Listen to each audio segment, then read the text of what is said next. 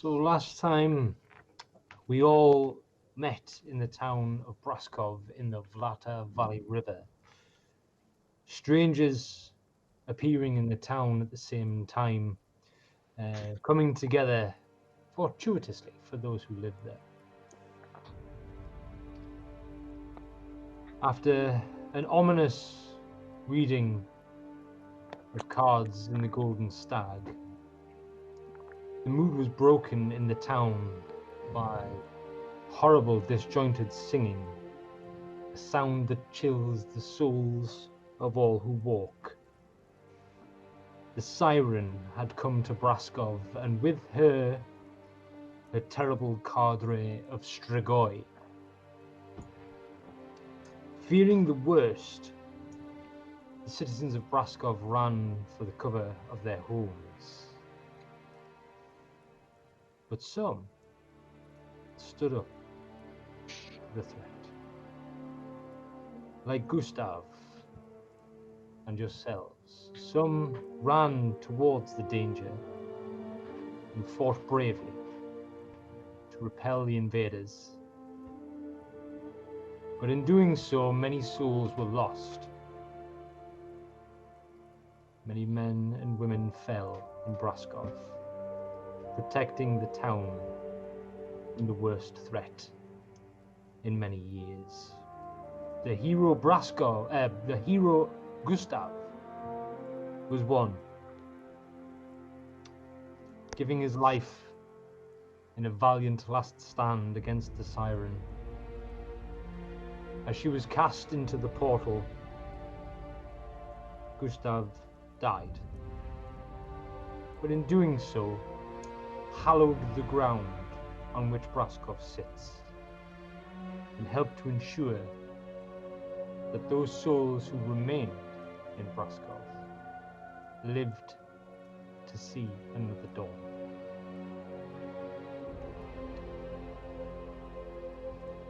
So, after a harrowing evening of violence and loss, you all retired to the Golden Stag. Some of you decided to head straight to bed, hurried to sleep off the nightmare that you've just lived.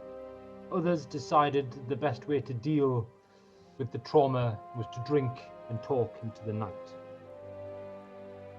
So as we left, some of you had gone to bed and some of you were still in the tavern drinking. You've had a week to consider what it is you might want to have said to each other. This is your opportunity now to speak to each other just after the fight.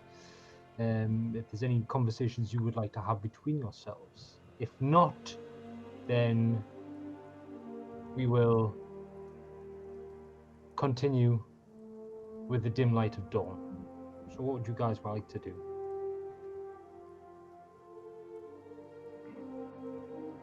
Any of you want to converse with each other before you go to bed, before you sleep? Or are we all pretty good? I think I said what I had to say to Torlek. I got in bed already. Yes, you went straight to bed. yeah. I'm Screw these guys. Bed. You weren't hanging around for no one. Marjorie was safe and has been fed a carrot. Fuck anybody else. I cooked.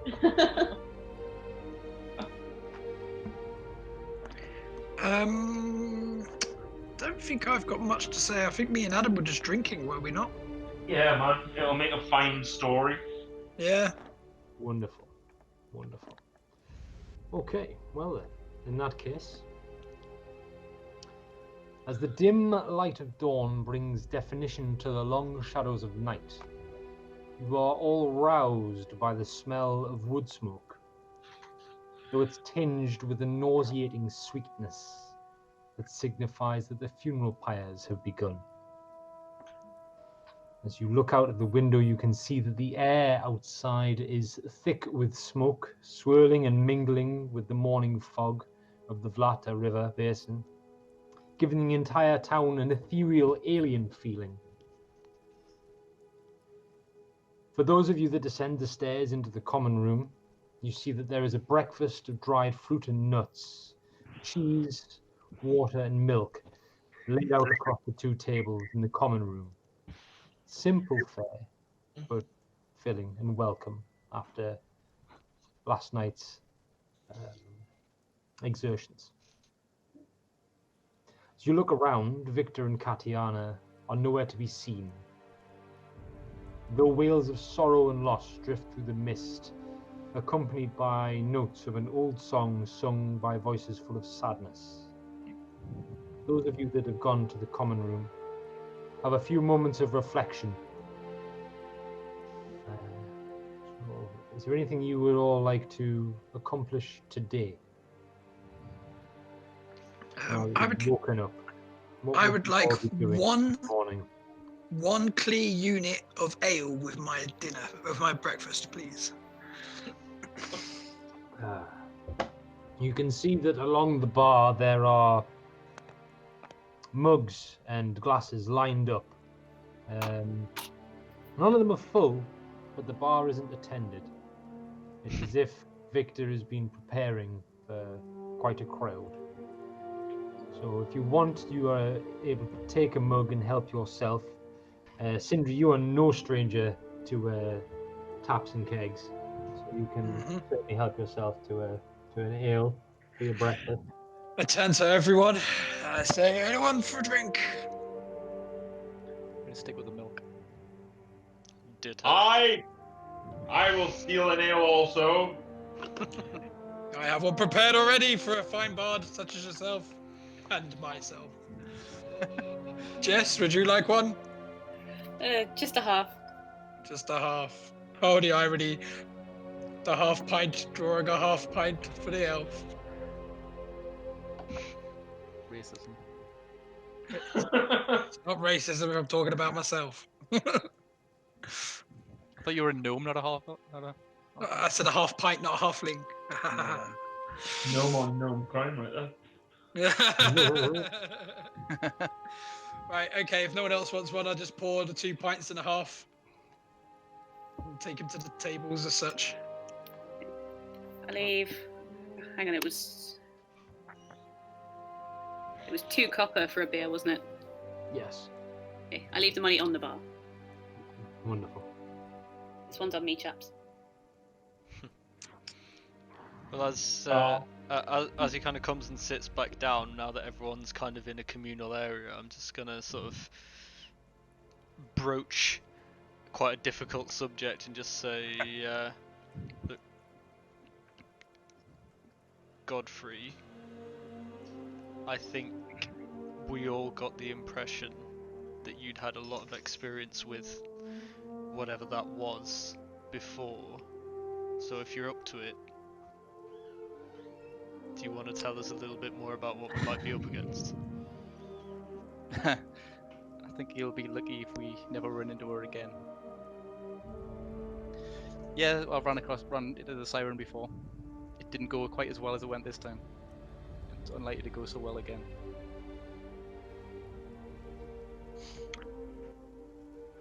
Rito, I've heard rumors. Does she work alone?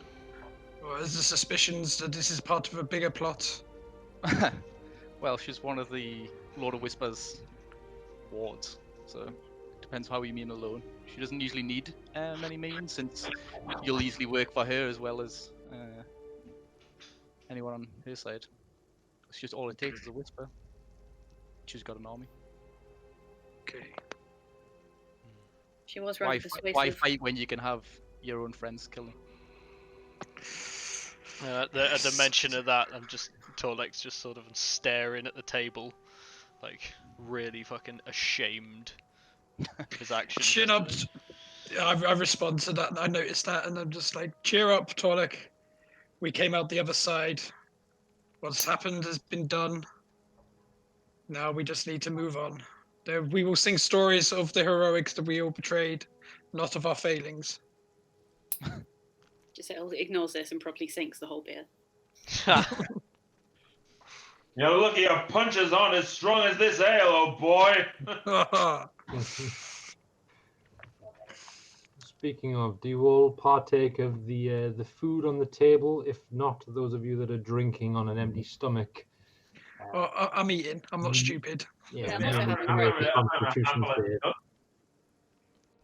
I'm an experienced drinker and purveyor of bars. I know when to drink and eat. Eating ain't cheating. Mm-hmm. Line Yeah. the stomach, feed the soul. Wonderful. Breakfast for Yeah, Torlek, I'll- yes please. I'll say to Torlek, we got you back before things went too far. She's forced people to do much worse than that. Just sort of give him a thankful nod. Not really say anything else. So pray tell, what are everyone's plans moving forward? I feel safer. I have a sense. I have an odd sense of feeling of being safety in numbers. How's that first ale gone down, Sindra? You. Well, I've just started eating. After downing a special brew. Exactly. I'm not Brown Scottish. ale for breakfast. Mm.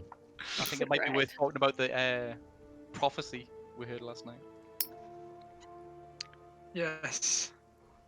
I still contemplate the relevancy, but obviously the impact of what followed it, still weighs heavy on the mind. You seem to be a man of religion. Can you offer any insight? Or what's your thoughts on the matter? Well, I don't go in for prophecies usually, but it seemed clear that just from looking around that she was describing some of the people here Hmm. who haven't met, or she's never met me before. Nor I. So Agreed, it resonated with me as well. It does provide one with a sense of ownership for our words. So I don't know Still, what to do next about it. It was more just that events are set in motion. What those events might be, still unclear. what were your intents before what we experienced? Where were you planning to go? I must admit, for myself and Jess, our aim was to rid ourselves of our ailments, and we came straight here for celebration. Beyond that, we are at a loss. And find companionship in your nice fellows. And my fellow bard. I'm just here for the ales. Yeah. I And came here to nothing hear of the these tale. lands or where I even am. Wherever That's the it. wind may take me, that's where we'll go next. Could not have said it better myself. As long as I have freedom at my feet, and I had an instrument in my hand and an ale in front of me. You won't find much freedom in these isles. Yes. Maybe here now that the place is protected, but outside, not so much. Mm. How does Owen feel about this interaction? I think Owen's just been watching everybody. She hasn't really obviously chimed in at all. But she doesn't want to say too much just yet, but she wants to go back to battling Chris. To where? The shop. Okay.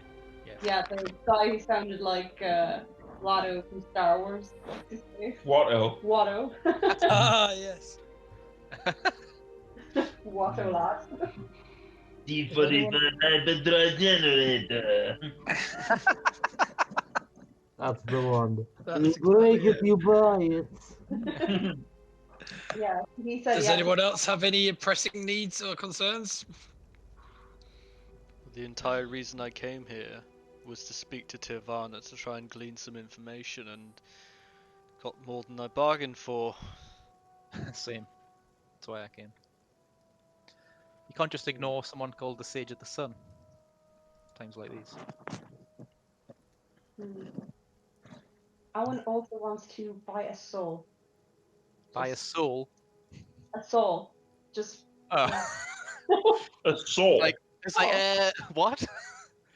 Oh, Those aren't usually for sale. and oh. The women. How much for the women? So, do you guys want to stick together? Do you guys want to leave the pub and do separate things? How do you All want go our to? separate ways forever. And never meet each other again. You Well, laugh, but based, I have a page for that. And someone Something said tells me we're that's not prepped. going to work out. well, based on the experience of last night and the prophecy itself, I do have a compelling urge to stick with yous. As I will enlighten you all that one of my greatest desires is to create and compose stories of great valor and adventure. And let's be honest, last night was a big step in that direction. I think you And better something- start with Gustav. Indeed, he will be the foundation of our story. But I feel that each of our insights in this looming scenario, I feel it right to stick with yous. Never seen Jess? someone actually create hallowed ground before. No, Bet you had the soul for it, but not the opportunity. Indeed. I'm with Sindri. We all might have our own goals and journeys in mind, but it's no coincidence that Tivana spoke of a meeting and a fellowship. Of the ring. For a second, I was wondering if Glenn was going to switch to the Fellowship of the Ring song. It's like no one has a cursed ring by any chance, does there? No, I'm ringless. I Okay. mean, that's a bit personal. You can get an ointment for that. Yeah. I may be able to I am a drink the cleric. elixir. No, I've seen all sorts. It's alright. When do we get our little like brooches? Let's go get one. We might be able to get one at a discount with the saw. Gotta go to the Elven Wood. I think. The brooch. Jess, what say ye? You've been my companion up until this point. You saved my life on board that ship. I'll travel with you until that debt's paid. I give her a thorough nod and a tap on the shoulder. Like the other shoulder, so she looks the wrong way, or just normal. Just normal. I'm trying to be upstanding at this point. We've been through a lot. It is early in the morning as well for hijinks. Indeed. Indeed. Odds. Never do it. Even well, I've seen some things. Some Well, terrible. maybe I don't know. Should we go to the funeral or something? I feel like we should. Well, I wait feel like there. we should pay our respects. Would we have the opportunity to talk to the owner and just see what's going to occur next? Like, this must be quite unfounded territory for them to survive such a harrowing experience.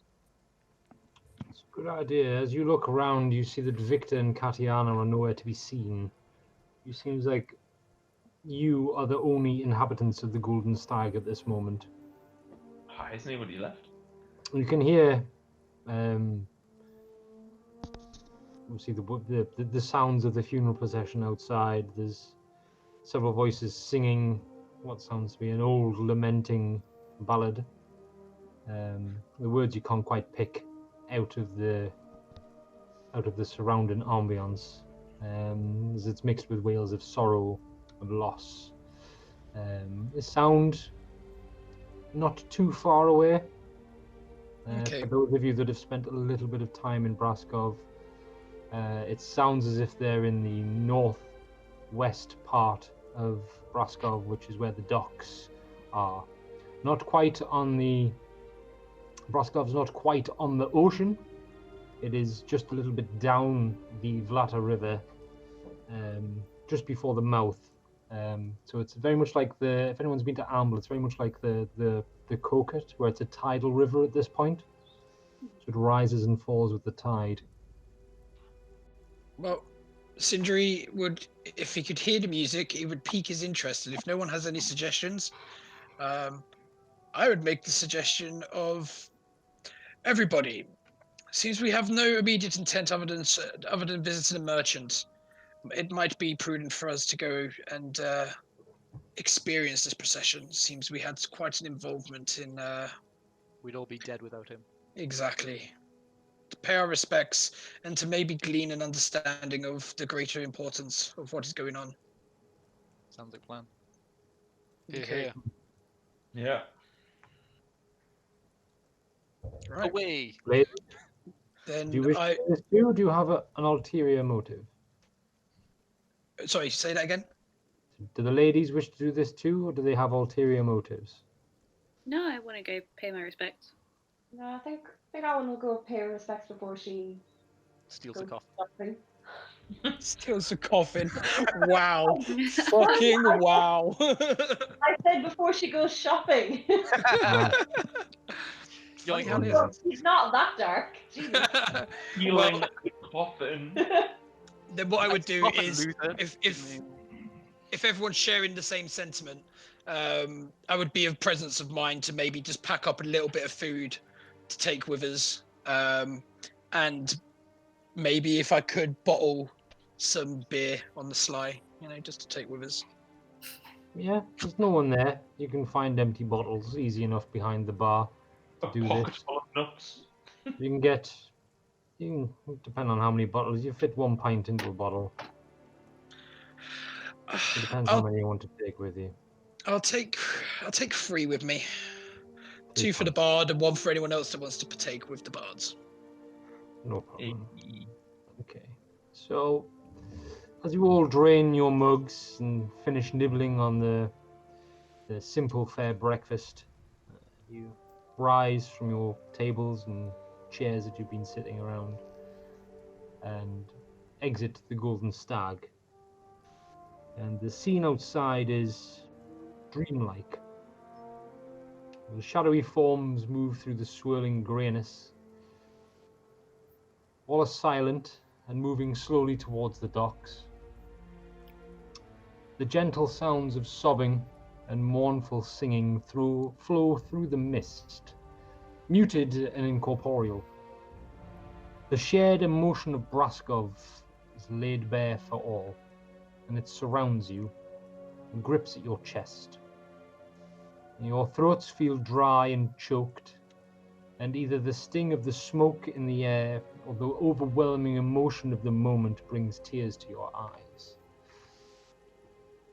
As you walk through the empty streets of Braskov towards the docks, you can see a large group of shadows. They gain form as you move closer. Many people huddled together in mourning.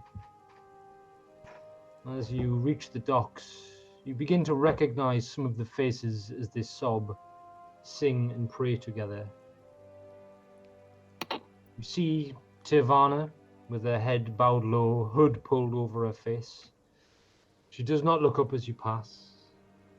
You see the silent, strong form of Kutnar staring with immense sadness in his eyes out towards the docks. Even the stout form of Bathlin is there, this time his hair combed, wearing his best black clothing, his pipe stowed away, humming along to the sound of the lamenting song. Sindri will recognize this as an old funeral song, sung by many throughout the islands. And as you stand at the back of the crowd, you look towards the docks, and you can see the cause of the smoke now. There's 3 large funeral barges made of ash tree trunks lashed together in a lattice are floating just off the dock. All are stacked high with fuel and linen-wrapped bodies. They're burning with intense heat now, and herbs and green boughs are creating the thick smoke you assume in an attempt to hide the smell of death from the carrion eaters. You can see the barges are slowly creeping out towards the sea on the morning tide, to be swallowed by the endless grey fog. Long minutes pass before the barges slip from view, and with them you feel the shared agony, the crowd of the final goodbye. Now, many of the hooded and dark-garbed Brascovians peel off now, in family groups, returning to their homes to carry out the vigil of the fallen in private. There are a few that remain on the docks, staring into eternity. And as you all stand there, the caring face of Teleki Boilai, the halfling cleric, now stained with ash and tears, meets your gaze in the crowd, and he approaches you. His armor is still mired with the grime of battle, and his eyes tell of a long, sleepless night. As he approaches you, Godfrey, he raises his tired arm to clasp yours. And as he makes contact with you, he stares into your eyes and says, "They bathe now in eternal sunlight. Their souls are at peace with the Lady. I know she will guide them and keep them from shadows.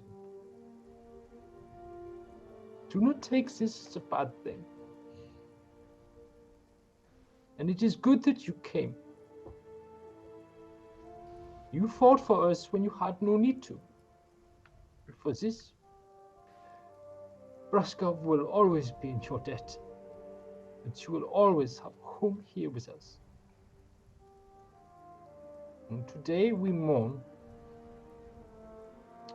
And tomorrow, the struggles of life will have to go on. I will be at the Chapel of the Fallen, offering comfort to those who need it most today. If any of you have need of me, you can find me there." And he turns to look at all of you individually, one by one meeting your eyes. You see tears have welled up. "Thank you all from the bottom of my heart. May the light guide you and keep you safe." Sort of shakes your hand. I try and like transfer like strength to him through the grip. Kind of. You can see as you grip his hand stronger, it's almost like a death grip, and he's shaking with emotion. As he takes a deep breath and releases your hand. He says, "Thank you for coming to pay your respects. It means We all so mourn with much." you, Father. But one should never grieve when another hero joins the light. All of Braskov is safe now because of what Gustav offered. He nods and says, "Gustav, and so many more. We lost many good souls last night. Many good, kind people. Killed by the darkness." And he's struggling with his words at the minute.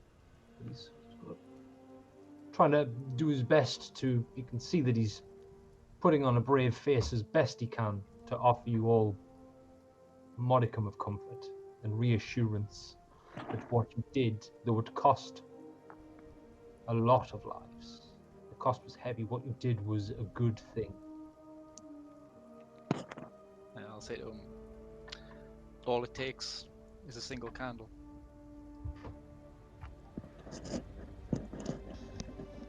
With that, you see just the tiniest hint of a smile. This is what I'm trying to teach. A single candle can chase away all of the darkness. You here assembled have been the brightest candles Braskov have ever seen. Thank you. Thank you for risking your lives for us. I wish you could do more. You have done enough for today. I must go to the chapel. And if any of you need to speak to me, please come. I'm sure it will give those that need it most. Hope and reassurance that the future is safe, at least for now, while you are here. Is there many wounded? Oh, At that, he sort of looks at his feet.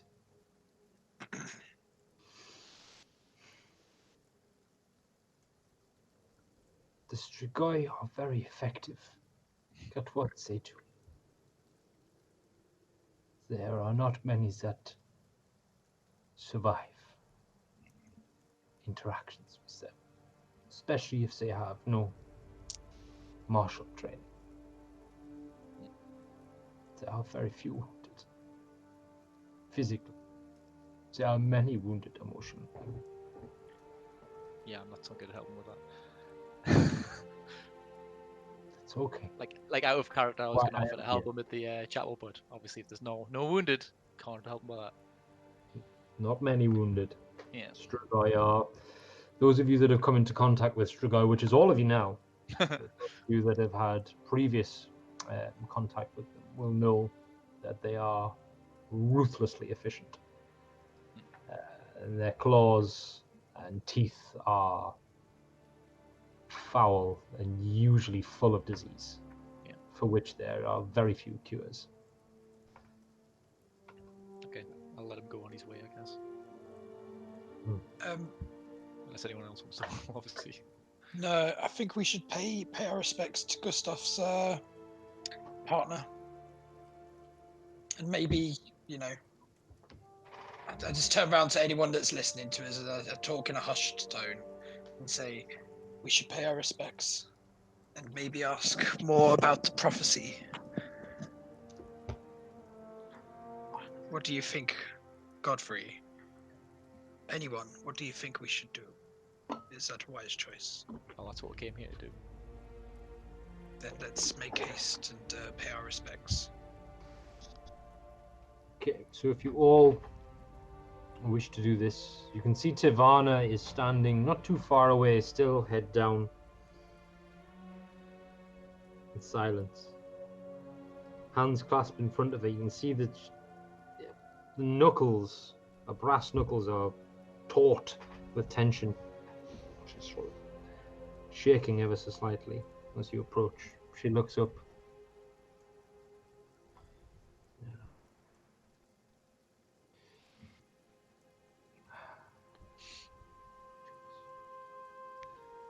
Good morning.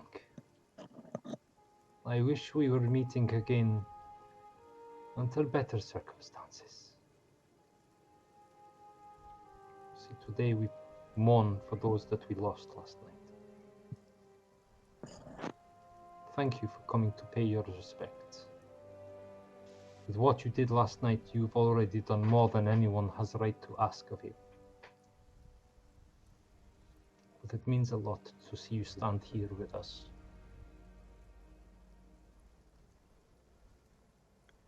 We were in it together. Paid no heed, lass. We come to pay our respects for a man who we will try to pay tribute in the legends that we create in the future.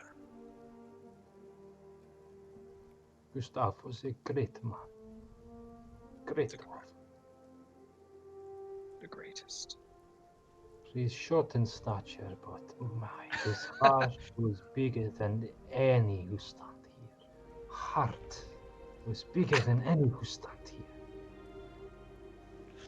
He lived We should to find out protect more his about him. town. All he wanted was to find a place to call home. Somewhere he could watch his family grow. Somewhere that he could be proud of. It is a great pain that it has taken his death to realize this. He was taken too soon. As were they all. Yes. We lost many good Brascovians last night.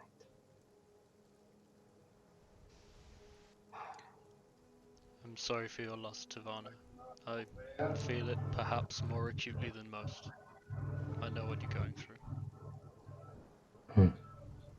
There are not many in these isles that have not lost someone they love. It is the curse that we live with. To find the light and to find love. To know its true meaning, unfortunately, is to have experienced loss. Now, I gather you all here, not only to pay your respects, but also for some answers. Last night was a reading like I have never seen before. Never has it been so accurate. It's almost as if it was fate. Now I'm ready, willing, and able to give you these answers. If you will meet me back at the Golden Stag in a few hours, I have many goodbyes still to say.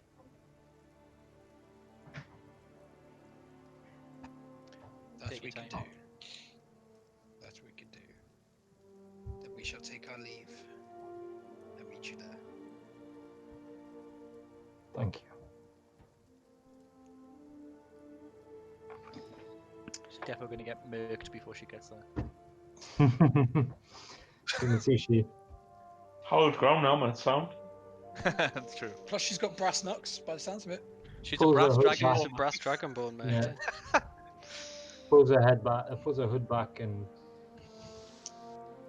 breathes the smoke in deep into her lungs. You can see that it doesn't seem to bother her as much as it is the rest of you. Like it's sort of very dry, choking feeling in the throat.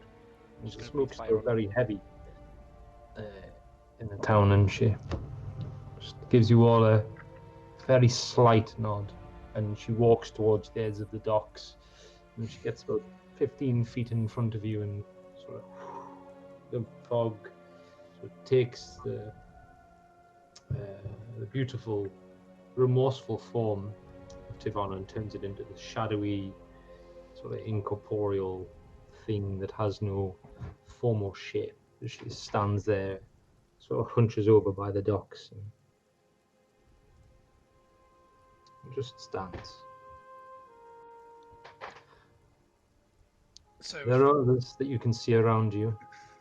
Bathlin has got his pipe out now and is smoking, and he begins to turn and walk off towards Bathlin's bar there. Kutnar is still standing there, sort of staring out across the docks. He obviously didn't like your With a song. look. See, there's a steel in his eyes, but a quiver in his lip. He's doing his best to keep it together. doesn't seem like a man who would be disturbed right now. I am not Pushing in the the mood water. for him, lad. Maybe we should head towards the shop. You Yeah, said I you could do with needed, some crossbow bolts as well, so. you said you needed to go back, right, Arwen? Yeah, Bathlin has something for someone in my village. So I need to, from Mother Ula, so I need to go back and get it.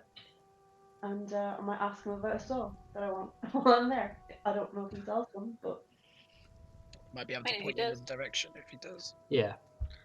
You definitely saw them yesterday as you walked around the shop. He does have souls. okay. I know, He so has all manner of farming and carpentry tools, everything that you could require to upkeep and maintain a small town is stocked at Bath Sparta. Oh. Okay, so as you all turn as a group and sort of silently walk through the fog, following Arwen to Bath Sparta, you come across the small warehouse of a building. The double doors are open, and you can smell the sweet and calming smell of Bath's pipe smoke. You see small puffs coming from behind the doors. As you approach, you hear the crackle of the small fire and the very moroseful. Come in. Come in. If you break it, you buy it. What can I do for you today? And as you round the corner, he goes, Darwin.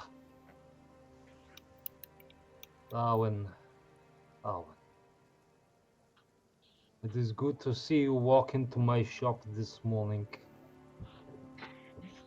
How did you fare last night? As well as the rest of Braskov. I locked my doors, huddled in the corner, hugged my children, and hoped to see the dawn. For me, I am the lucky one. For many, it is not so.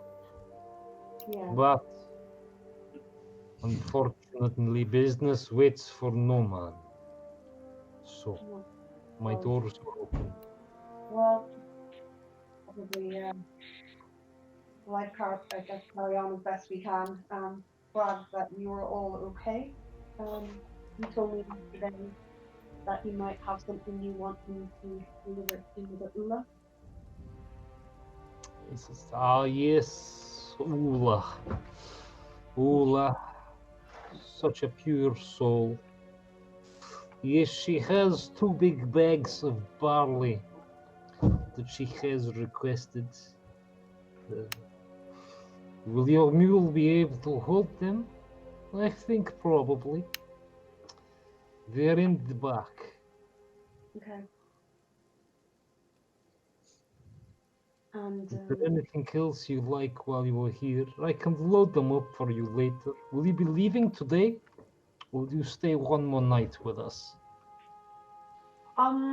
not sure quite yet, but I could take the barley now anyway and store it if I decide to stay for the night. This good, yeah. I am good with this. Okay. While I'm here, I'm looking for a saw. Saw. What type of saw? I have many. What would you like to cut with it? Trees? Trees, yeah. Trees? Big trees? Small trees? Smaller, medium-sized trees, and one that I can use to be quite precise later for cutting them down. Once I've got the tree into the shapes I need them to be. Wait. Oh, So you fucking need hell. a timber saw, and then you need an articulated saw, possibly. What are you hoping to cut out of the shapes? Do you need a rigid blade, or do you need something that can be very delicate? No, just rigid saw. It should be okay. Nothing too delicate. Okay. So with that, he goes, today I will show you. I will show you.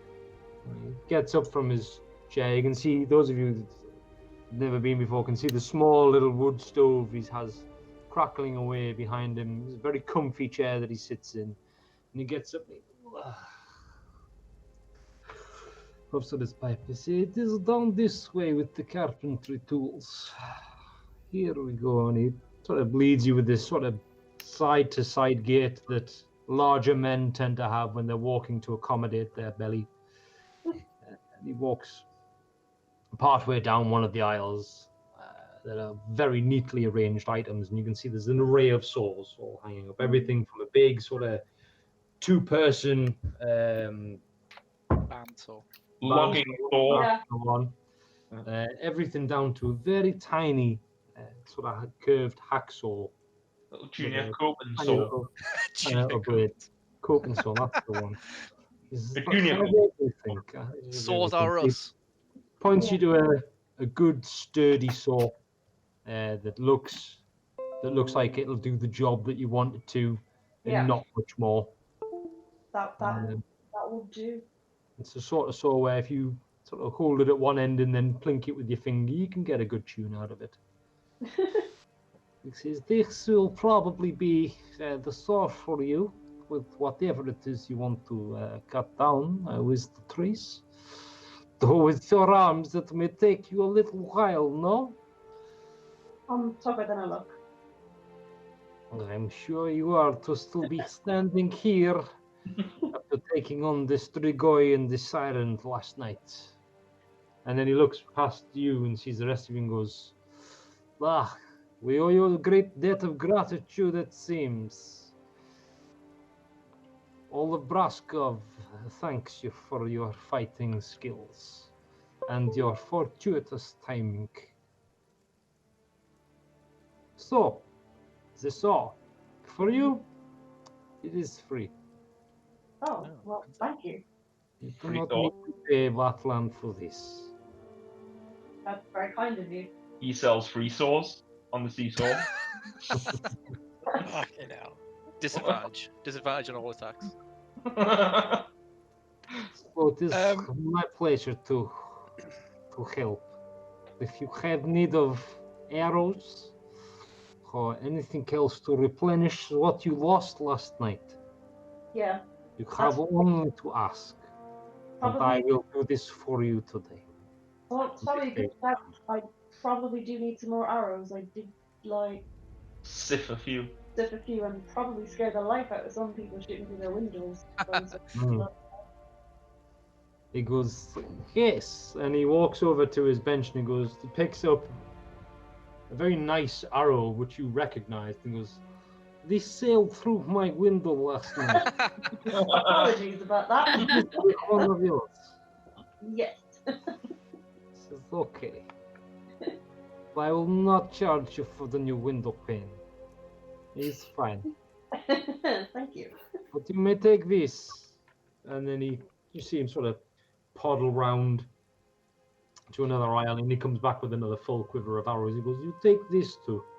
That's very generous of you. Thank Take you. this from me."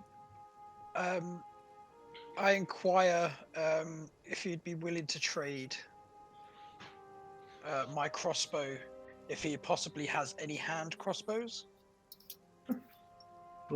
This is what you think this is? Backwater shop with no good inventory? Of course, Bathlan has hand crossbow. He takes one of you and then he looks it over and he goes, "Where do you get this?" In my adventures on a different isle. But as you can see, I am short in stature and find this to be a bit unwieldy. Hmm. And in dangerous times such as these, I need efficiency over size. Let me be more precise. Who you get this from? It was a gift from an old friend. No, come now, Jess. We need to be honest with these people. They have no concerns over our affairs in other isles. We got this from an assassin cadre that chased us off the island. So I acquired mine off a Nighthawk that unfortunately had fallen to my rapier. Yeah, Not the Skyhawk again. Trust me, no one's going to come looking or inquiring about this crossbow. He goes, "I know. I'm going to burn it." Really? Yes. Can have no evidence here. Who knows what this barrier will do?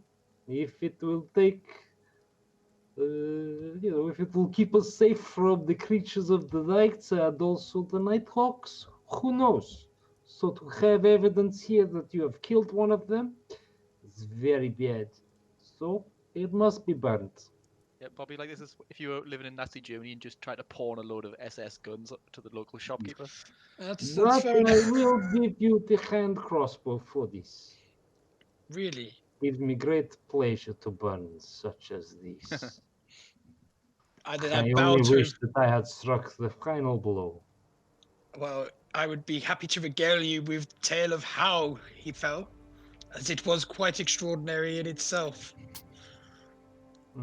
This I would like to hear, but on another day. Then meet me at Today is the day for stories of the people of Braskov. Indeed. Well, we shall be at the Golden Stag tonight if you'd like to join us in a drink, and maybe if there is enough merriment to partake in such stories. I don't think he's interested in hearing about our daft adventures after the things that happen here. Your companion is very wise. As I say, today is a day to remember the people of Braskov. Then I So respectfully give any you. stories and tunes to be played in the Golden Stag should be about the people of Braskov. It is okay, you are not from here, you do not know the customs. But for me tonight, the vigil will be held with my family. Then I We'll give you keep my those great. close that we care about this evening. Then I give you my greatest thanks. On Sincerest another gratitude. night, though, I will hear your tune, little one. I give him a crooked smile and a deep bow, Hmm. and I gratefully take the hand crossbow. Does it? It is over there. You help yourself. And you can see there's an array of hand crossbows over there, little light ones. All look to be made by the same maker, or almost identical, apart from the wood grain and knots in the wood. And So does you it can pick accompany with yourself. bolts? I don't want to make the assumption of just picking one up and having no bolts for it. I was But I going to say, don't really. while we're here, can I buy some crossbow bolts as well? He goes, yes, you can help yourself to a quiver of bolts. Your I mean, what generosity, use would it be with nothing to shoot from it, eh? your generosity shall find its way into my songs and my Your tales. clever good sir. friend can have some for hers too. That's very kind. Indeed. You're a very gracious shopkeeper. He looks Jess up and down, and then looks back to you, Cindy, and goes, "You should probably listen to this one more, you know. He looks very wise." I heed his words and give an intellectual nod.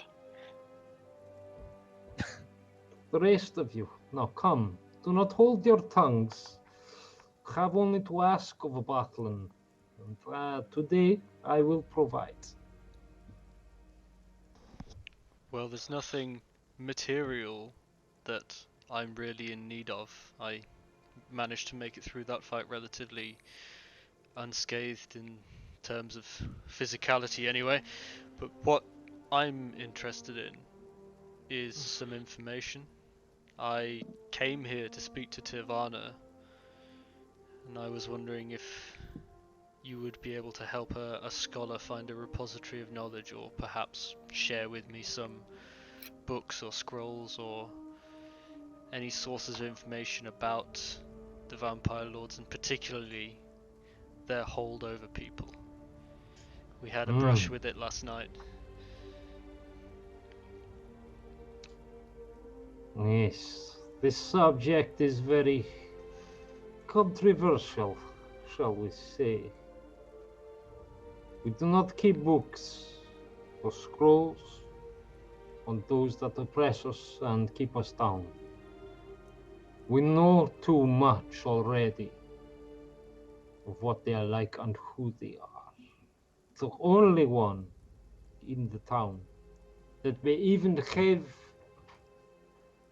the briefest of words written on paper is Magar. And he spits when he says the name. Mega.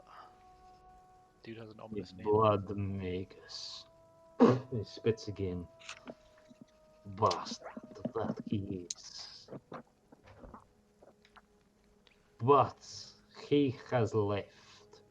You may find something at his house, but that sniveling coward ran as soon as the fighting began. I see. Could you direct us to his house? I'd be very interested to see what a person like that considered worthy of writing down. I can do this. Can do this.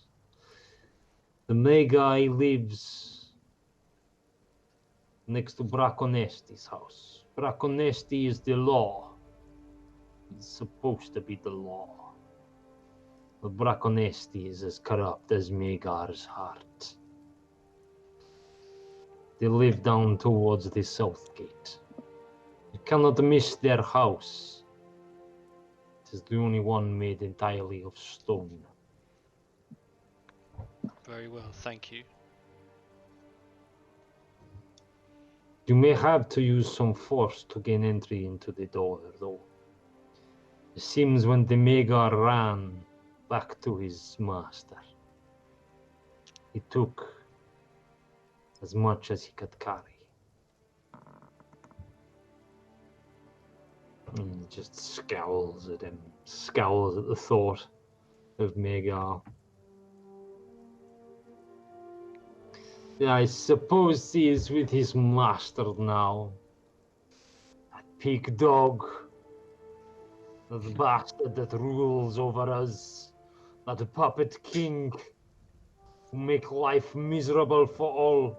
And Westerveld, I hope he choke. You certainly have the measure of the man. I'll bear that in mind if we ever cross paths with him. He'll do when he still breathes. Snatch the breath from his lungs. Okay, does anyone else have any business? There's not much in the shop that I like, so no. Yeah. If I can afford it, I'll buy some like adventuring stuff. So like crowbar, hammer, pitons, or pythons, or however you say that thing for climbing. Pythons, Grappling Pitons. hook, and some soap. Some soap. I can look up the prices on the player's handbook if you want. There's no need. I said Bathland today will give you this Oh, nice. for all that you have done. Okay. He looks well, you now up I and have a lot of down. stuff. Leokonon goes, you have nothing. Here, let me give you something. And he, you can see, he sort of wanders around and fills a small haversack with everything that you get in an adventurer's pack, with also a change of clothing and another pair of boots. So you says, here, now you at least look like you could survive a day on the road by yourself. Thanks, old boy. I make my own adventures to this day. Hmm. That is one strange accent, my friends. I have never heard such voice like this. He looks, he goes, So you sing and dance also, like the little one here? Sing, yes. Dance, no. Ah, perhaps a night I will come see the two of you play. Yeah, Do you come on know down, the- old boy. The golden shower tonight, it'll be fantastic. Not tonight. As I have Is that a said, cocktail? tonight is for stories of the people of it's Brasco. nuts. Tomorrow, perhaps. Do you know the Raving Bull? I think we learned a version of it. we know of it. It is my favorite song. Maybe we'll find it written in the Blood Magus house. Fuck my life. Do you have a book of such songs? Good idea. Book of songs. No, this is not something I have. We have no need for book of songs here. Who might do this? I mean, come Fuck, on, let's go. everyone knows the bull song. Let me see. Let me see. Perhaps Limber might know the songs. She quite handy with the drum. She has sung A for drummer, us you before, say? the half elf. I have seen her this morning, so I know that she survived. What was her Maybe name you again? ask Selimba. Selimba. Selim. I'll say it, yeah, Selimba. Ask Selimba, maybe she will know. So he goes, he looks you up now and goes, so you're definitely not from here if you do not know the Raving Bull of Braskov. No, my accent might sound funny to you, but you all sound funny to me. He points and goes, Bathlan will remember this. I start humming the tune of the Raging Bull, since I actually do know it. The Raving Bull. Just of to annoy Braskov. people. Yeah. Yeah. So if he's actually do want to know the song, I can tell you it because I do. So Bathlan looks at you all and goes, so if Bathland can do no more for you today. My chair is calling me. I can Go see. rest. You've been a gracious shopkeeper to us. We don't want to Alan, hold you up for any longer. well, thank you. Again, my grave, deepest thanks for all you have done for Glasgow. He looks to you, Alan, and he goes, Alan, bring Madra around when you are ready. Welcome. Can I ask about other farming implements? Yes. What would you like? Just to on know? the side, just like man to man, just as everyone else is leaving. Can I ask about hose? Oh, Just hose, you know. Hey, like, give you a sly wink. He looks at you and goes, I like that even on a day as sad as this, you can joke about the tulips. The tulip. He's a womanizer. Yes, we have hoes here, but there are no hoes in Braskov. It is not been a that stressful time, huh?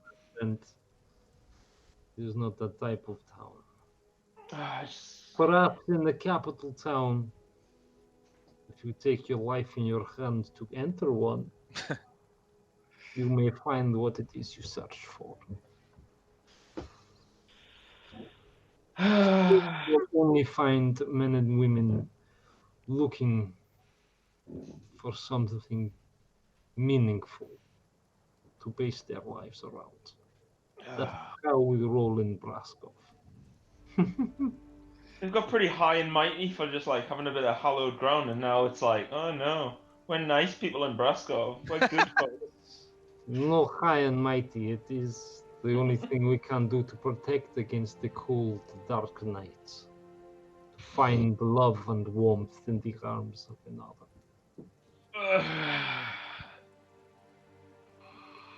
I'm familiar with the practice, boy, but Wherever it is you are not from, quite the sentiment. you do not obviously have the same dangers that we have here.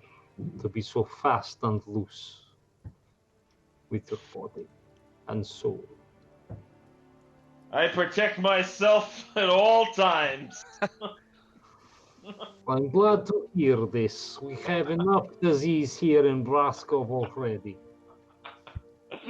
Maybe he's got some like catgut condoms that you can buy up.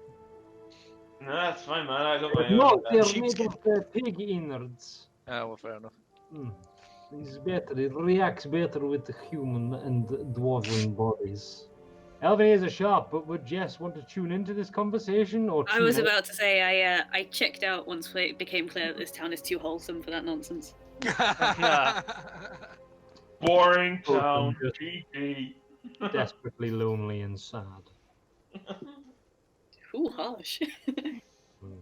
I don't suppose why he's giving stuff away. He's got a suit of plate armor hanging around, does he? No, Yeah, that's what I figured. We're going to skip into the window fund for that. I mean he was happy enough to replenish what you had lost and give you a few knickknacks, i.e. crowbars and shit. But suit of plate armor is fucking nearly half a year's wages for Bathlin. Yeah, that's what I figured. You know, just having a look around. Yeah. Okay, so you've left Sparta. Where would you all like to go now? Do you want to stay together? Have you got separate motives? What would you like to do now? I'm at the pub. Okay. For me. Yeah, I think I might go back to the pub. I need some food. I'm very eager to check out Magar's house, but I think that's probably something better done under cover of darkness if anyone wants to come with me later. I'll go. That sounds Wait a exciting. minute, it's always dark. I'm short in stature. Depending on when at night, I'm happy to go after the golden stag kicks out. I mean, it sounds like nobody likes somebody's abandoned the house, so I take it's technically not even really stealing. Yeah, but it's Well- next to the crop popo, so better be safe than sorry. If you guys remember the little law sheet that I sent out for you, the Magars are the ones responsible for carrying out the death sentences. The Magars, the Blood Magus, are the ones responsible for carrying out the death sentences. Yeah, we need to go and investigate that. But first, I think everyone wants some answers from Tivana. That's fair, yeah. And for anyone wondering, it is death by exsanguination. Oh. Can you put that into context? I don't know what exsanguination is. Bleed to death. You drain the blood from your body until you die. Ah, okay. Delightful. Mm. I mean, I suppose it depends from where. It could be quite fast. You just take the plug out and it just leaks. Someone's been It watching the tube. depends on the Magus I suppose. and how twisted and nasty they are. Another reason why everyone is so very high and mighty in Braskov, you would assume, is the slightest crimes are punished by death. Aye. Capital punishment, but prostitution's like not their thing. Aye. I see where the city dwells. Mm.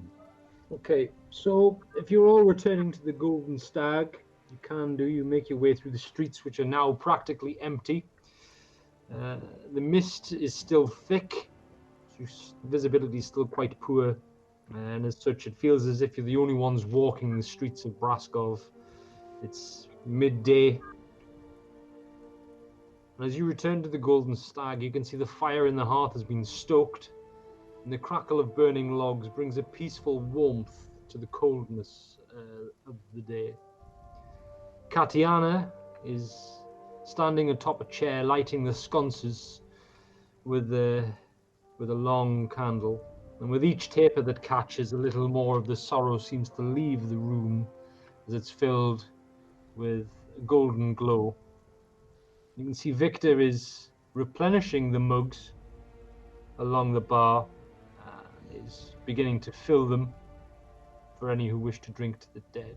You can see that his face is grave, but you can also see that he is still finding some small joy and distraction in his work, making ready.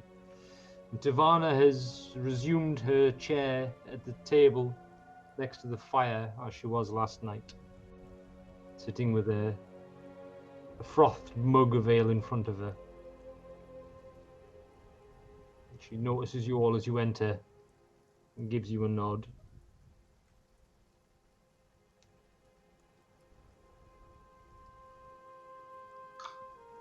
Well, I'm not Might heading be to time the. to hit the bar. I was gonna say I'm not heading to the bar because I don't want to drink, but I'm just gonna sort of drift over in her general direction and see what the rest of the group do. I'm not gonna start talking to her until everyone's there.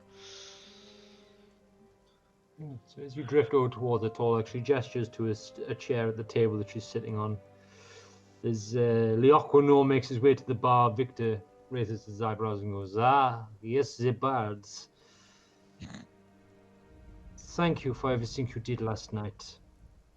You have our eternal thanks for keeping our family safe. My offer still stands that you can stay here as long as you need. Can I get you a mug of ale?" Appreciate it, old boy. Yes. One for me and anyone else? He starts course, one pouring, for me. even though no one really answers immediately. He starts to pour a drink for all of you. He says, "Today is a day of great sorrow, but also a day of celebration.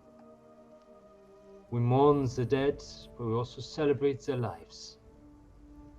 Yeah, and we'll be singing songs of them forevermore. This is very true. This is very true. It is tradition in Braskov to burn the bodies of the fallen with the next tide. The names will be recorded in the chapel, but their bodies must burn and be sent to sea to protect the town from the foul things that feed on the deaths. And we usually mourn until the next dawn. And it is then that we must resume our daily struggles. But tonight we will drink to the dead and we will remember and honor them. So, it is time to start now, I suppose. And he pours himself a pint. Goes, "To the dead." He holds aloft. "May they be bathed in the light, now and always." drinks it down. Well, Yeah. guys, Raise my mug as well and say, now and always. and they say allowed to remain. Alan raises a glass to be at peace. It's good. It's good. Another. I'll pour everyone another. And the beans working way behind the bar. Can we ask about food? Can yeah. This is this. Yeah, you guys just. Are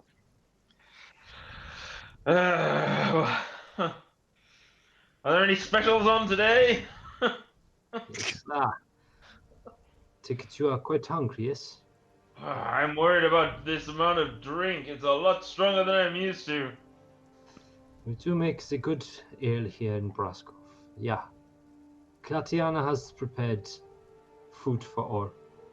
Katiana, what have you made for today? She turns around and goes, I've made a stewed lentils, Victor.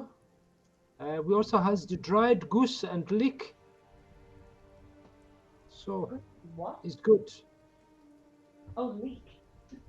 Another Dried goose, please. One for goose. At the sound of Leo's voice, Torlek's head kind of snaps up, and I'm like, "Goose? What?" Torlek loves goose. Victor notices the mood in the room and goes, I think maybe it's a goose, Katiana, if you will be so kind. She goes, yeah, Victor, I will sort it immediately. I'll bring out the goose. A plate for everyone, yeah? 2, 3, 4, 5, all for goose. All goose. All for goose. Wunderbar. I will bring the goose in just a moment. Goose and leeks. It's very good. It fills the hole. And she I do like filling the hole. shuffles off. You can see that the rough spun dress that she was wearing last night has been replaced with a long black gown held at the waist with a thick silver corded belt. So she shuffles off. She gets behind the bar. You can see she affixes an apron around her waist, places a light kiss on Victor's cheek, and disappears into the back room. And Victor smiles and goes, I love that woman so very much. I'm so glad that we are here. So very glad. Yet I feel guilt. But this is normal for those that get to see another day. Anyway, enough of this.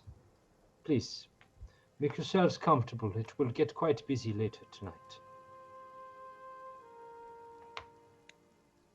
Well, I'm trying to find a comfy seat. Oh, there are plenty. I just sort of There's beckon to the only group. you and Tivana in there.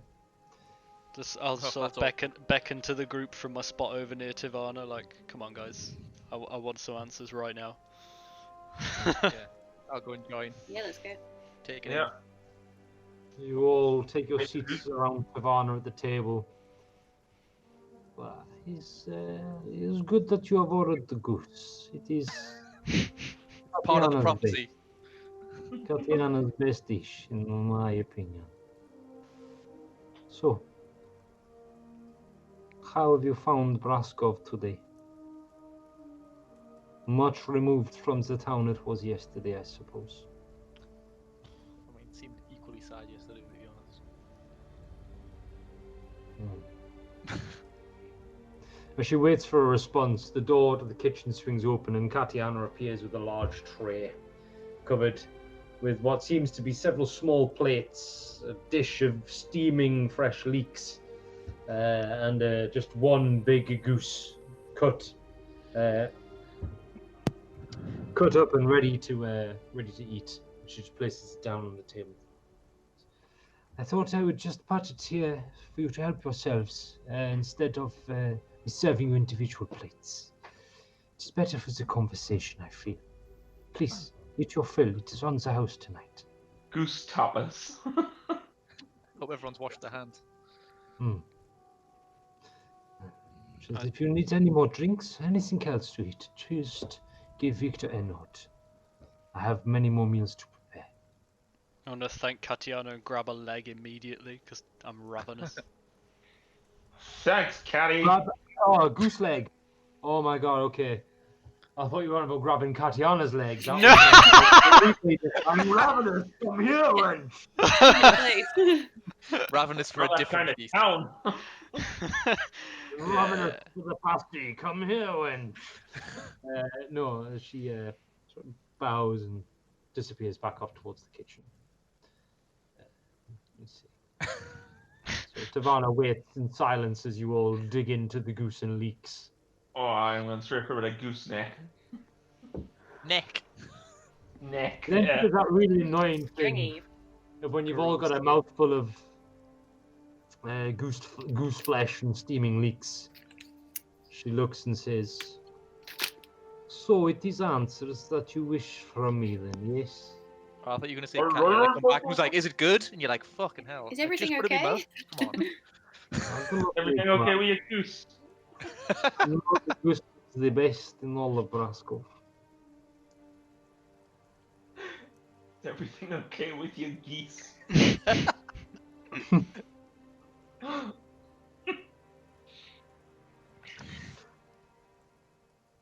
I feel Oh, like yes, that answers. is That the sounds question. great. She Good says, geese. "I know only this, that I have ice in my heart and fear in my mind. I believe that a great stone has been set rolling, and it hurtles towards a fate unknown. You all may have come here for different reasons, but your fates are joined now. The siren has seen your faces." And then she looks to Torlek and to Jess. "And for some of you, she has seen your mind. She will Choking come goose. for you all now as she comes for me. And she is relentless."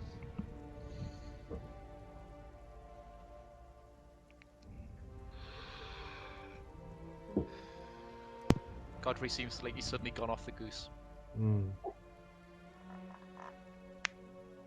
Now, with Braskov now changed and cut off from the Lord of Whispers, I believe it now makes us a target.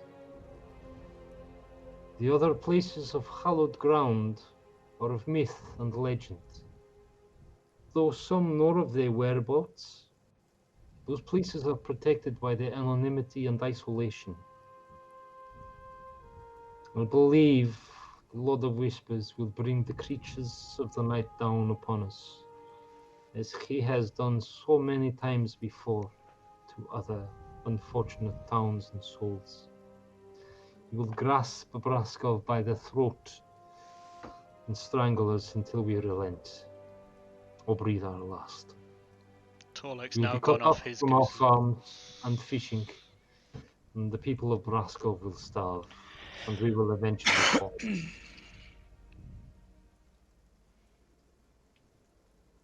So given even enough hardship, the strongest hearts will break and beg for his mercy. I believe the only path before us is to strike out at his would-be weapons, to remove the threats closest to our doors that he would use to bind us to this place, to buy us time to reveal what it means to be on hallowed ground. For none know how much the barrier can take, none know if it can be broken. These are questions we need to answer. And for that, I fear we need time. Time that we now sorely lack.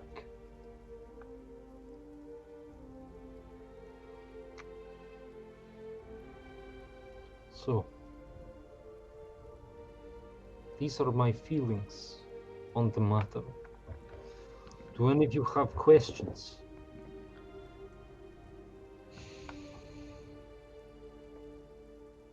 Well, Do any of you have what's the answers? immediate threats? You know, what's... If they've seen it before, then I guess we should identify these immediate threats, alright? Well, Says anyone who there knows are... about it, I guess. You are up? Anyone who knows about it, I suppose. Right? The whole point of like a hallowed ground is to be secret and hidden. So, there are several. Magar has left. He was seen leaving the town last night. No doubt running back to his master, the king. Will not be long before Kerwolf knows that we are cut off. Will not be long before he knows what has transpired here and with whose swords his weapons were struck down. So that is the first of the dangers. Though the threat is not immediate with that. And finding the Magar now may be a task even the greatest tracker cannot accomplish. But there are other dangers that threaten us more immediately. The ghouls of the Stranglethorns, the flesh-eaters of the Hagsmire, and the poison fae of the Black Oaks. Left untouched, these will be the instruments of our destruction here in Braskov. Those are the only three places that have enough creatures of the dark to surround us and lay us under a deadly siege. Though there is another concern that is hidden and uncertain. The Strigoi and the Brick Spears. For the Siren to have brought so many, there must be a gathering most foul. For they are solitary hunters that you will know. They have no need for community and they do not breed. So there must be something in the mountains drawing them in. Now you have helped give us the gift of life and light, and you have already done more than any had right to ask of you. And if you wish your involvement to end now, none would think any the less of you for it. But I have to ask you, will you help us protect this gift you have given? Will you search your hearts? Listen to your souls and decide on your part in all of this with me here now. Of course, if you need any more information that I am able to give, you have only to ask.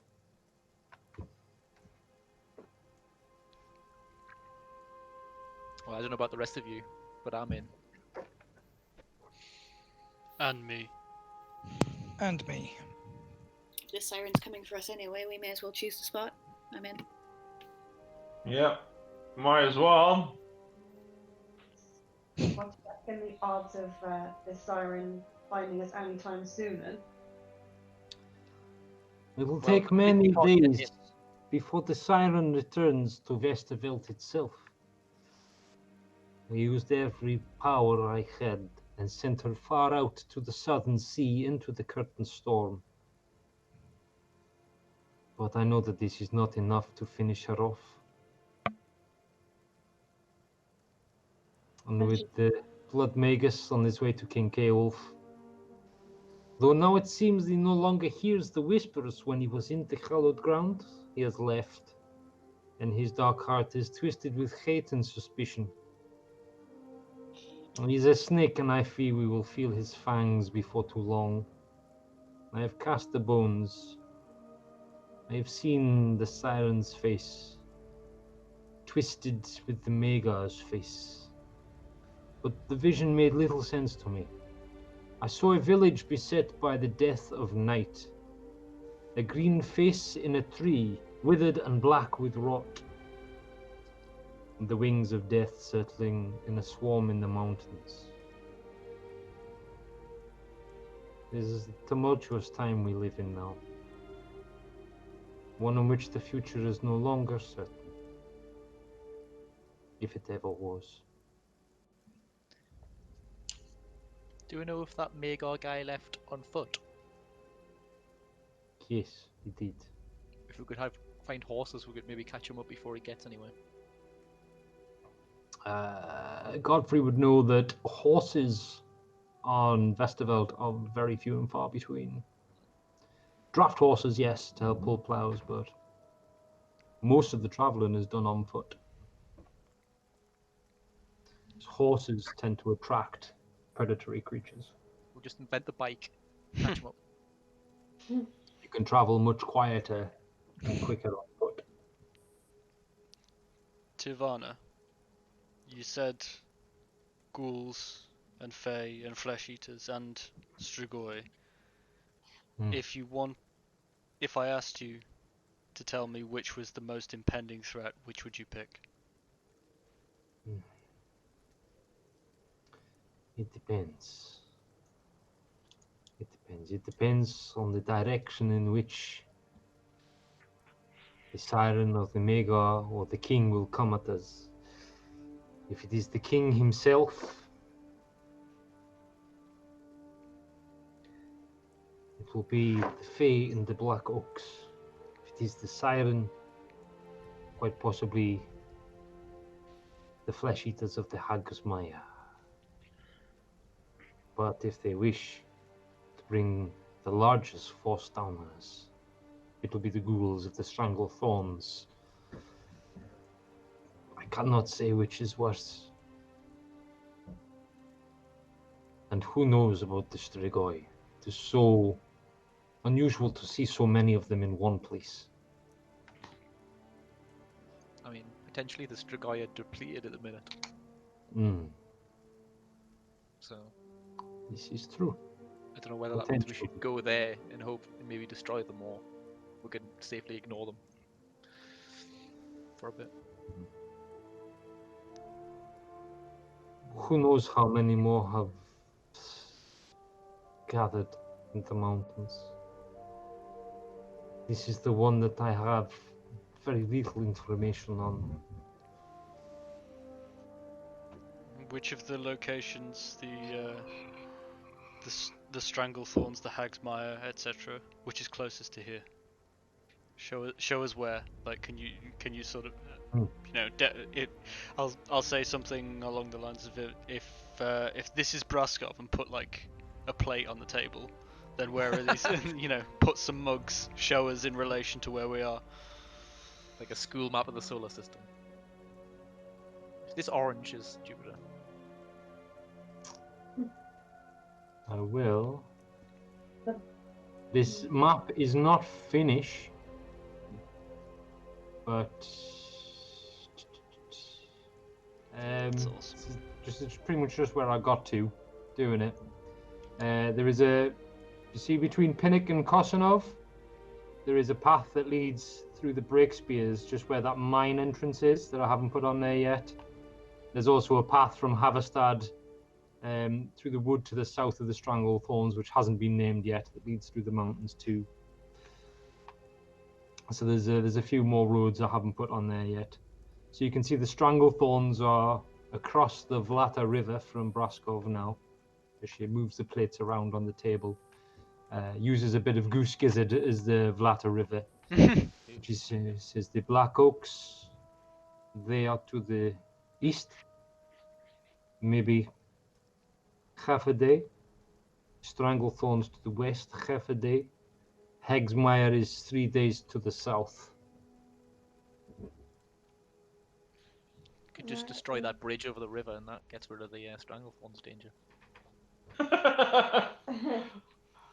How big's that bridge? The Where's bridge that? is the old stone bridge, but yes, we could destroy this. It may work. I have a recently bought hammer. Soon.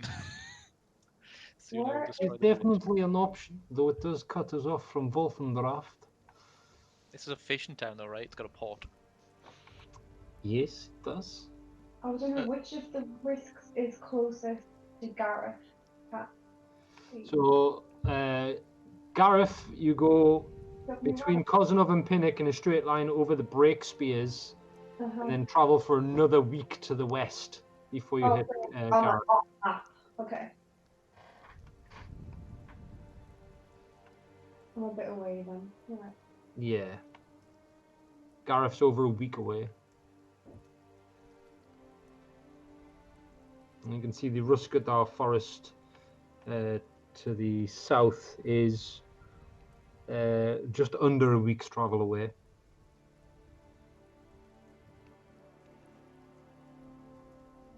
And Volfendraft, which is the next biggest sort of port town, is a week to the west. Over a week to the west. It's more like 2 weeks away.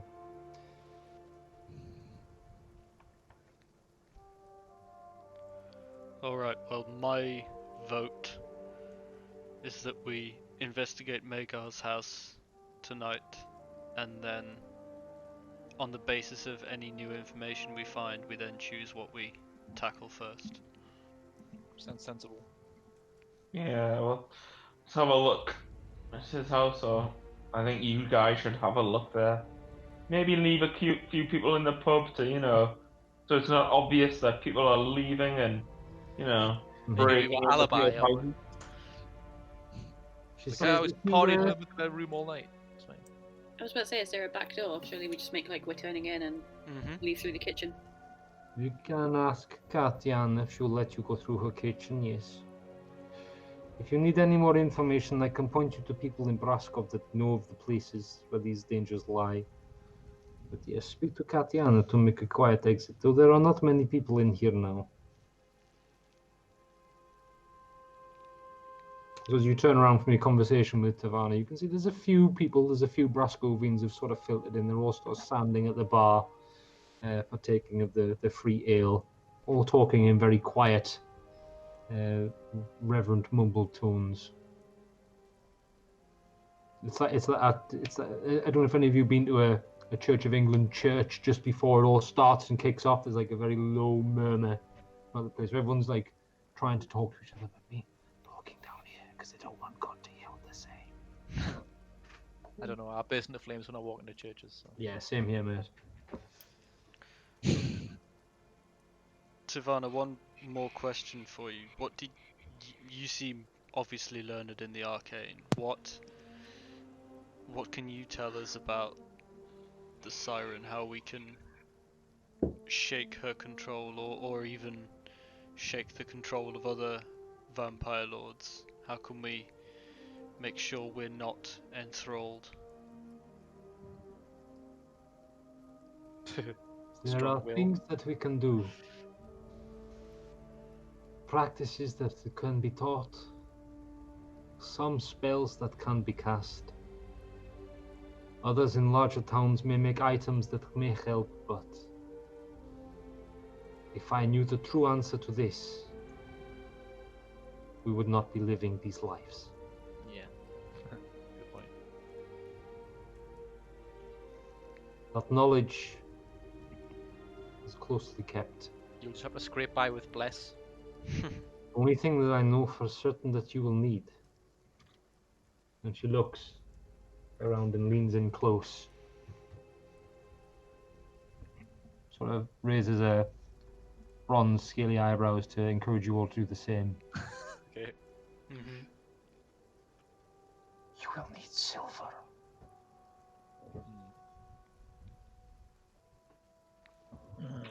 Wow. Silver. Lots of silver. It is the only thing that we know that they are weak to. That and fire. But there are spells that can dispel the fire, that can put it out. There is no spell that I know of that can stop silver entering the body. If a strong arm and a true heart wields it. I think we might be a bit too poor for silver weapons yet, like. Not only that, but all silver is guarded very closely by the king. Those that hear the king's call, that go dead in the eyes and walk in the middle of the night away from their loved ones, go to work in his silver mines. God, the mines. Of If course, the mines. They are lucky. If they are not so lucky, then I do not wish to speak of their fate. Torlek looks visibly sick. I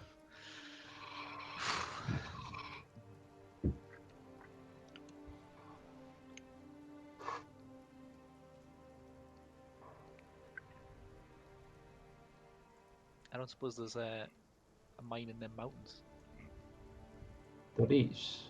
In the Breakspears, yes, a mine. Copper mine, precious gems. It was once a silver mine. Long, long ago. But its silver has all been drained from it. Pulled from the earth at the cost of many, many lives. It is a foul place now. Do not venture there. Only death lurks in that mine.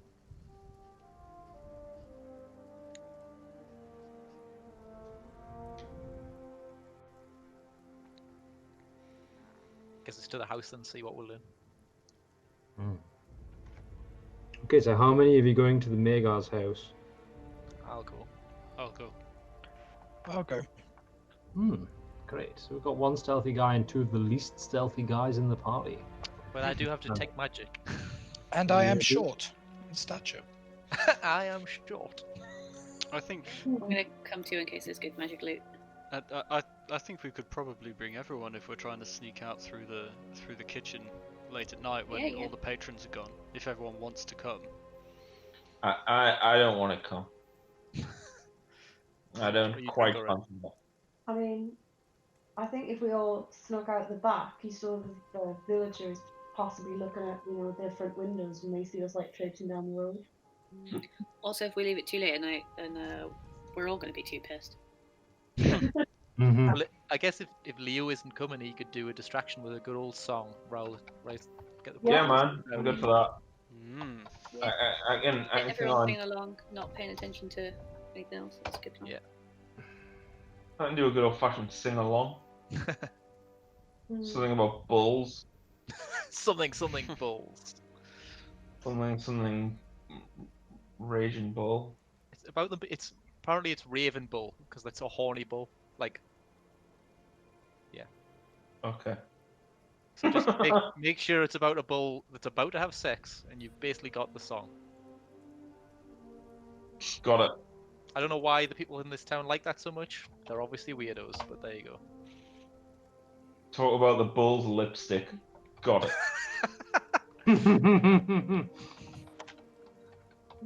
Yeah. I think Aaron is pretty stealthy, but she could, I guess, go as a lookout and be somewhere outside of the house, maybe. Kind of warn if anybody else is coming. Sounds like a plan. Sounds like 12% of a plan. Okay.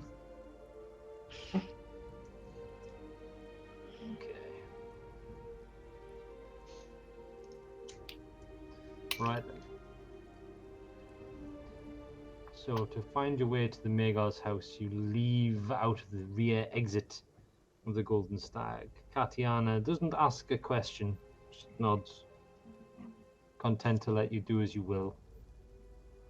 You leave out the back, enter side street or the main street? Side street. Let's avoid the main traffic as much as possible, I guess. Yeah, I vote side street. Yeah. Right. Okay, wonderful. Where are we? So you leave down the side streets behind the Golden Stag, down towards the main gate. And the streets are empty. You can see candlelight is flickering behind the windows of the houses. As you walk past, you can see families huddled together in front of candles and roaring hearths, all sort of kneeling on the floor with their arms clasped around each other, heads bowed in prayer and ritual, holding the vigil. Here we go. Right, I need to... You can make your way down the streets. There's a light rain falling now to the stone building of the Magar's house. It is a two-story stone round tower with an ugly barred iron door, and attached to it is a very secure looking what looks to be prison cell, with a single room abode above it. You can see there's a candle flickering in that room, but there's no lights in the rooms of the Magar's round tower. It is dark and empty by the look of it.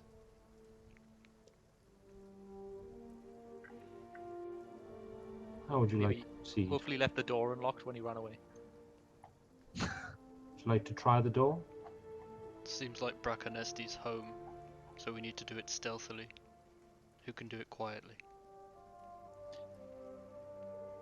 Not This me. is Magar's house. Bracanesti, you would assume, is in the building above the jail. Yeah, that's what I mean. Yeah. We need to try and get through this door quietly. We don't want to make a racket if there's a candle flickering in the adjacent building. Well, I'm pretty. Suppose I can be pretty stealthy.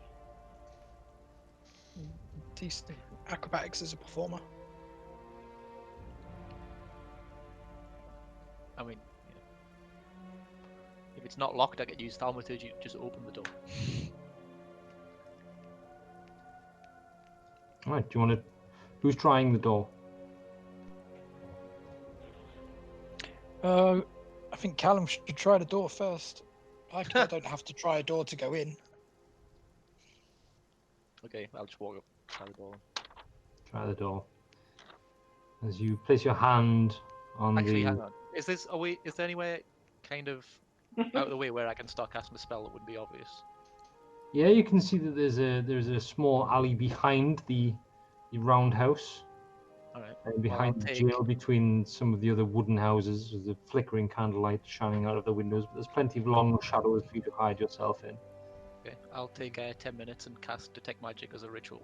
So, sense any magic within 30 feet of us. And then that lasts for 10 minutes, so basically, for 10 minutes, any magic within 30 feet I can sense. Right. Okay. Wonderful. Okay. So long minutes pass in the empty streets as the shadows deepen. Your clothes are wet through with rain as Godfrey manages to finish the ritual unmolested. Okay. And then I'll approach the door, see if it gives off any kind of sense. As you approach the door, you get no sense of any magic from the door, but there's a strange, repulsive feel coming from inside the building. Strange, repulsive feel. Yeah, I guess I'll try the door then, see what happens. I mean, I'm guessing his front door probably isn't all that trapped, otherwise he'd get stabbed every time he came home.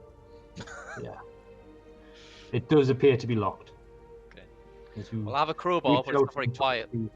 the large circular metal handle and try and turn it. It clicks and stops without giving you a full turn.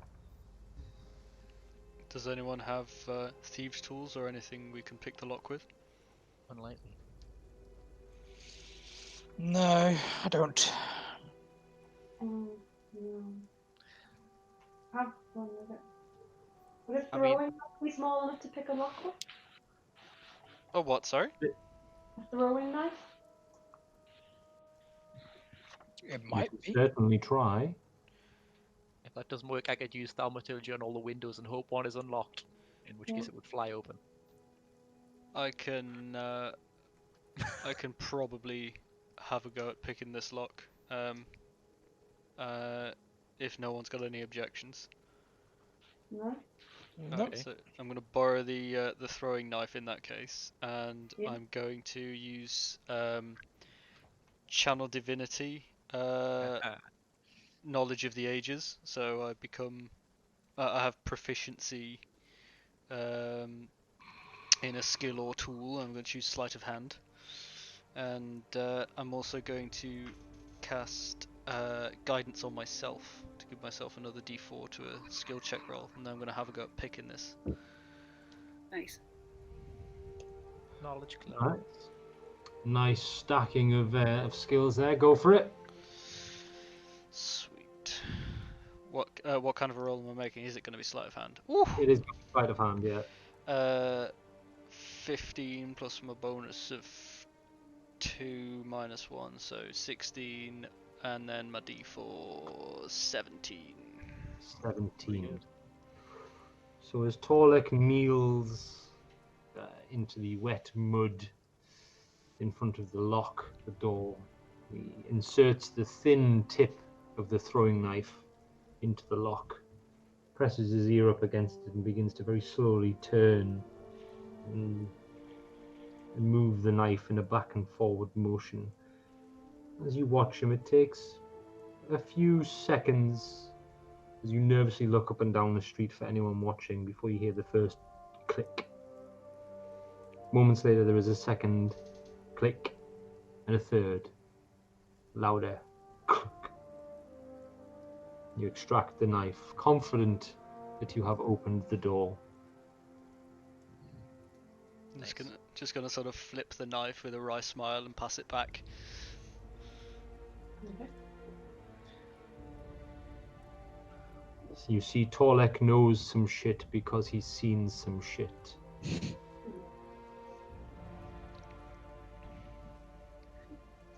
Are you gonna go in? The door. I'll slide in if you want. Okay, so Sindri, as you use your strength to push open the heavy iron-banded door, there is a loud of tortured metal as the door scrapes open. Those of you that are standing in the entranceway are immediately hit with the sickly, nauseating smell of coagulated blood. Oh, delightful. The room inside Delicious. is dark, pitch black. Are you going in first, Bobby? Yeah, I'll go in first. I can cast light on something you wear if you want. I was going to say I've got light as well, so Okay. Yeah, let's do that. what I'll do is I'll cast light on my rapier, and I'll just draw it out and lead it in. Okay, so as you I'll follow in after that. move your hands, doing the familiar motion of the light cantrip, the end of your rapier begins to glow with this white starlight. And as it does, it illuminates the scene before you. Okay. I suppose the next thing I'm going to ask is, what do I see as I look around? Well, if you'd waited for my dramatic effect pause that I had done, Sorry, I'm really bad at pauses on remote things like this. I was going to continue. Then continue, sir. The scene before you is one that would turn the stomach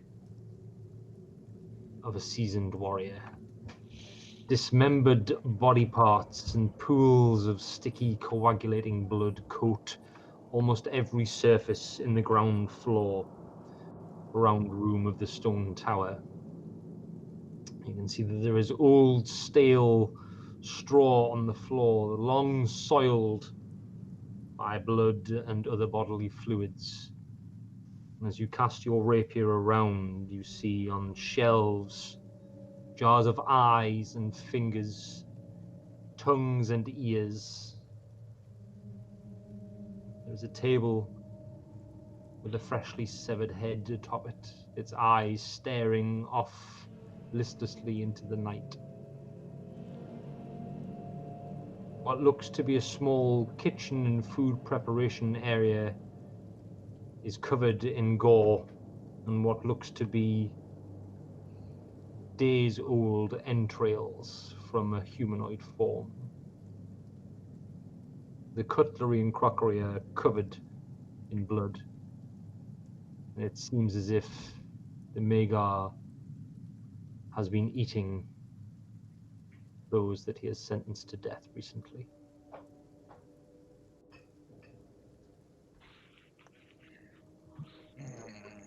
gonna very carefully step in behind the bard.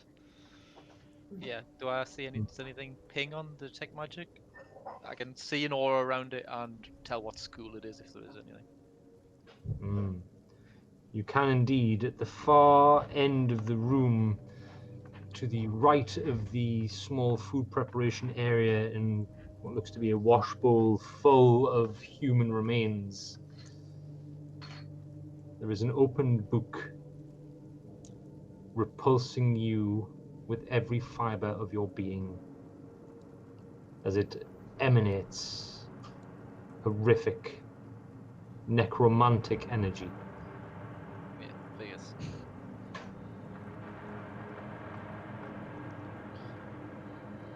Well, I guess that's his spell book. Yeah, I kind of, at this point, if there's nothing like perceived as immediate danger, I'm going to step aside and let the other two sort of like take a sort of lead. Yeah, I mean, I'll cast light on my shield and then kind of have it up just in case, and kind of slowly edge forward. I want to come in and have a look at the book. The more Yeah, I mean, light I'll point it out to people. in the room, the worse the scene around you gets. By your estimate, there are at least a dozen bodies in here, if not more.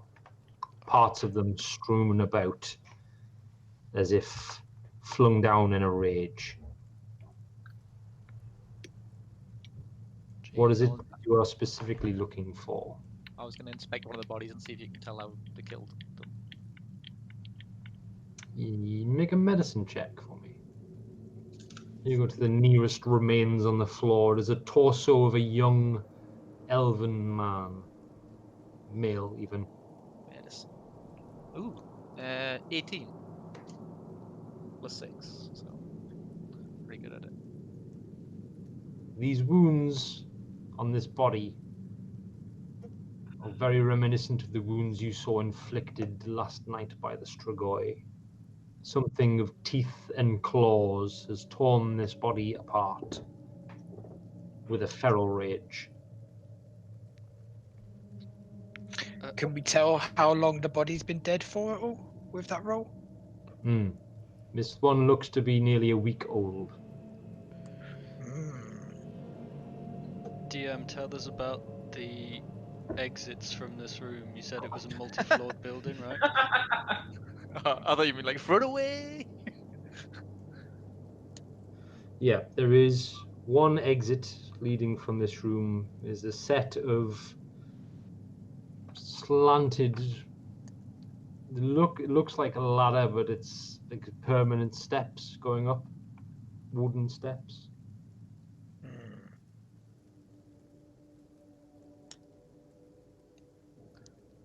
Well, I can go first if I want to go in up there.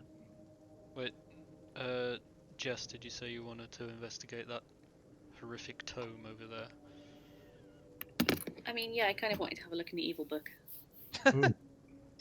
You can do. Do you wish to walk through the remains, or are you trying to step gingerly around them?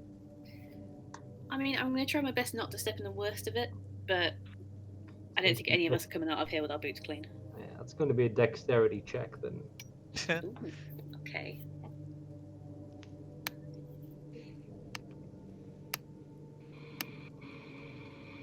Oh, wow. Well, that was a waste, but Wow. I am the cleanest I have ever been. No. You leave dirt on other things, but actually get cleaner. Yeah, So somehow, using like, the- more dirt is behind me. Yeah. Using the light cast off Sindri's sword and Godfrey's shield, you expertly pick out a path towards the spellbook with your nimble elven feet and manage to avoid the worst of the gore. You walk past quivering, still hot entrails on the floor and reach the table next to the food preparation area on which the book sits open. You can see the pages are old and worn, don't look to be made of paper, rather something else, something more durable. Oh, no. The ink on them seems to be a very dark red.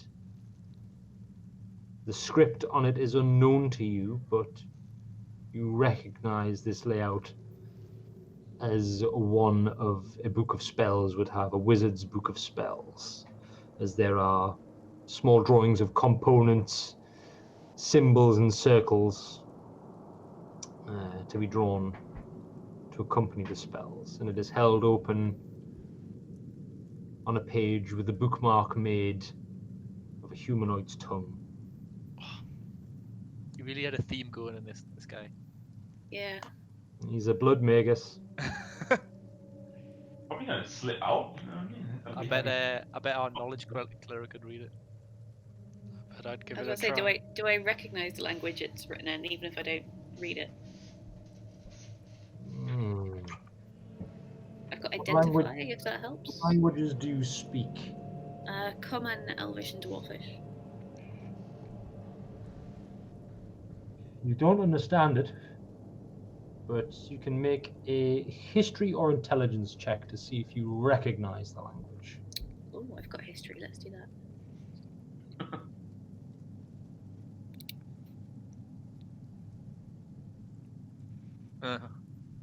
Peak too soon. So as you lean Guys, forward there's to some skin with words on it. look at the ghastly, repulsive book, try to concentrate on the words that are written on the page. They seem to run and become moist. You can see now that it's blood that they're written in, and it's congealing, running together, chasing around the page, making the words illegible. The drawings illegible is now sort of amassing in the middle of the book. And then all of a sudden there is a sound as the blood rushes towards the human tongue, and it flashes out towards you. And the book slams shut. Jesus. Stash the book and we'll find out more later. I was about to say, let's not just leave this lying around. I'm taking it. Yeah. As you pick up the book, I require The a evil tongue wisdom book. Better put saving that in my throw bag. from you. Wisdom saving Okay. throw, please. Exciting. Oh, Oh my god. No. Everyone back away from the elf. I'm the dumbest lass you've ever met, but my shoes are clean. You want to Ooh. describe what the others see, Uh-oh. Jess? Wow. Okay.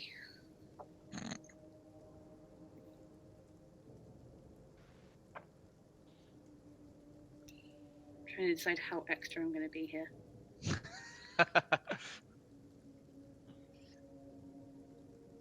Is this going to be something horrible in this like Yeah, weird how torchlight we've got going on? How close am I to the others? You are across the other side of the room. Across the other side. Okay, cool.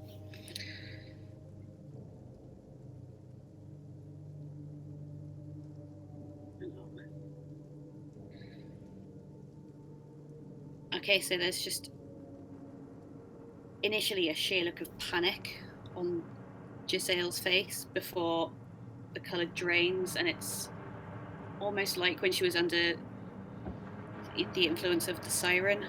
You know, her face just goes entirely blank, and it becomes clear that her actions right now are not entirely her own. There's a brief pause as she kind of does like a little pat down of her pockets before her eyes settle on the small hand crossbow at her hip. Oh god. So she reaches behind her and pulls out one of the crossbow bolts that was gifted to her today. Okay, as she does this, I'm going to point at her and cast command and say collapse. Okay. So make a wisdom saving throw, Jess. Okay. Actually, don't do Wait, that. wait, Oh no! Oh no! Torlek, you make a wisdom saving throw instead. Oh, for fuck's sake. Whilst I can see this weird display going on, I'm going to look to the other two and just say to them, "Brace yourself, lads. This doesn't feel right." Giving them a bardic inspiration each. That's going to So- be a 24. Outstanding. So as you cast command with a force of will at Jess, you feel the spell leave your body and immediately is returned Oh, Jesus. in your head.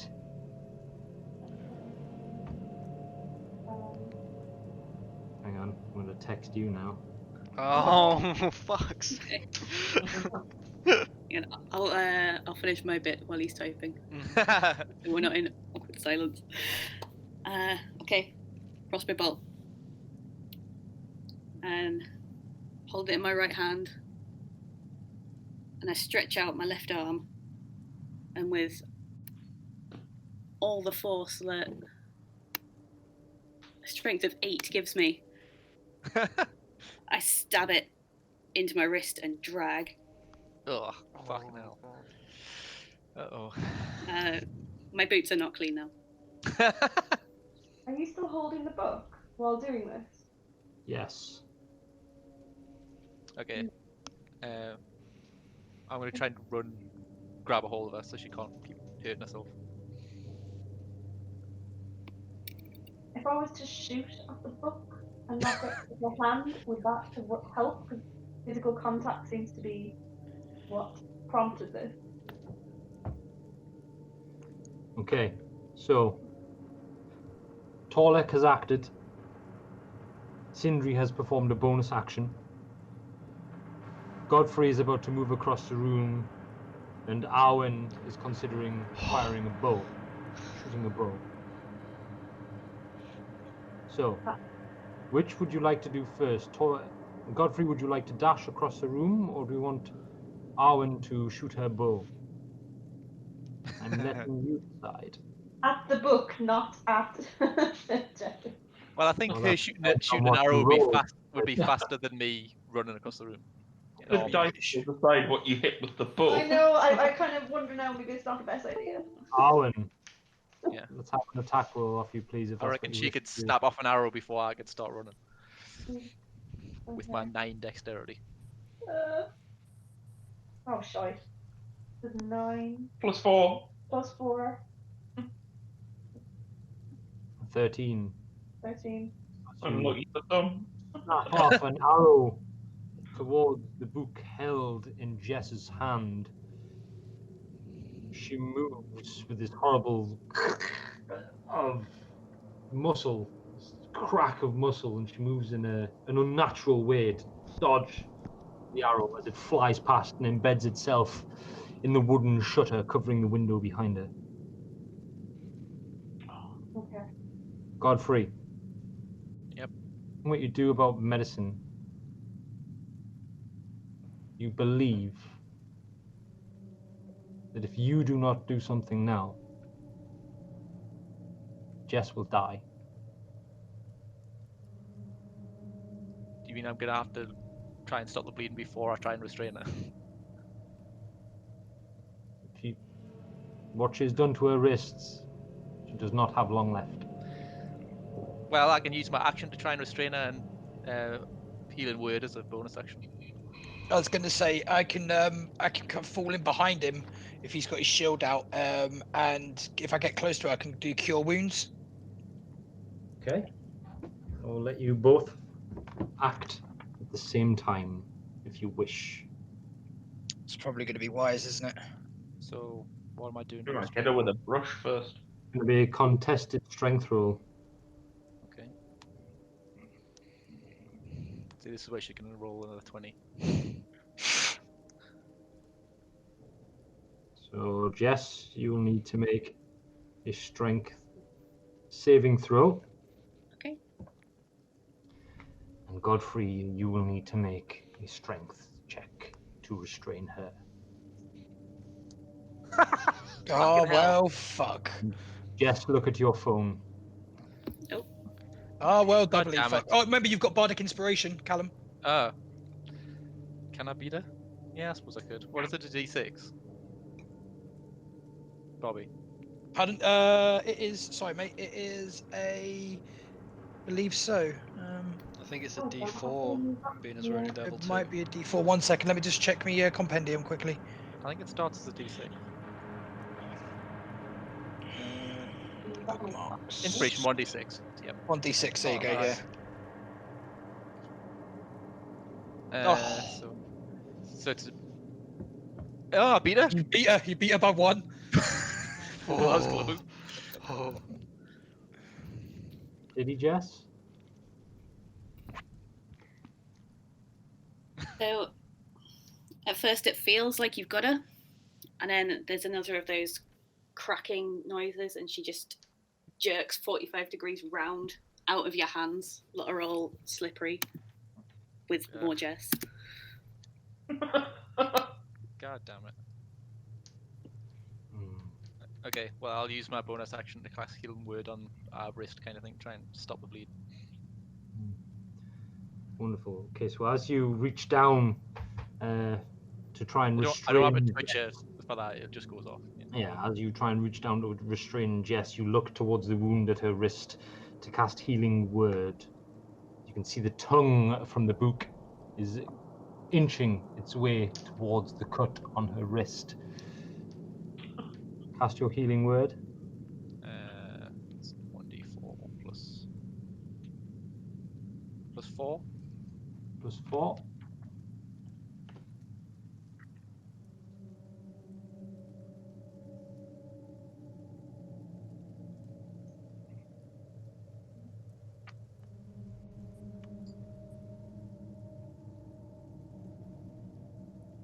What we got? 7. Yeah, sorry. Okay. So the split second before the reaching, straining tongue from the book, just before it makes contact with the fresh blood running down Jess's wrist, you snap forth with a healing word. What do you say to heal her? Be healed in the light. Very nice. With that, you see the cut on her wrist mend together just enough. The blood runs in the opposite direction, sneaking its way back into the wound. It's not quite closed, but as the tongue touches the skin of her wrist, it meets no blood. And I'll shout, someone gives a hand, she's slippery like a fish. okay. Classic. I mean, I'm right with him, so I suppose I'm going to try and hamper her yes. movements and grab her. What? By the knees? I'm short. I'm Okay. short. I'm thinking relative to my height here. Try and hamper that sort of like pivotal movement by like grabbing both of her legs and sort of like restraining against it. What I should have done is just fell on her and all me chain armor. She definitely wouldn't be able to move then. Still can, mate. We're essentially baked beaning her right now. Is She can there topple any- over me. Dog Is pile, there- everyone. Is there any kind of like, I don't know, like cloth or fabric at all in the room that we could use to like grab the book and like pull it off her without like physically touching it ourselves or like skin?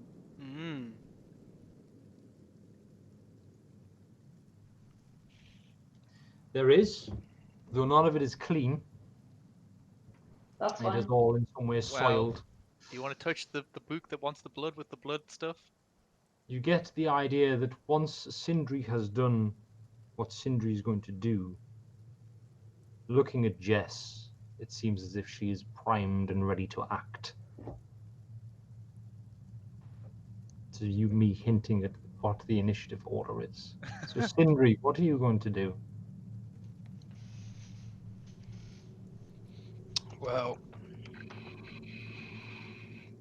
Just Other gonna than- hold her hand so she can't do stuff. yeah. I mean, can I use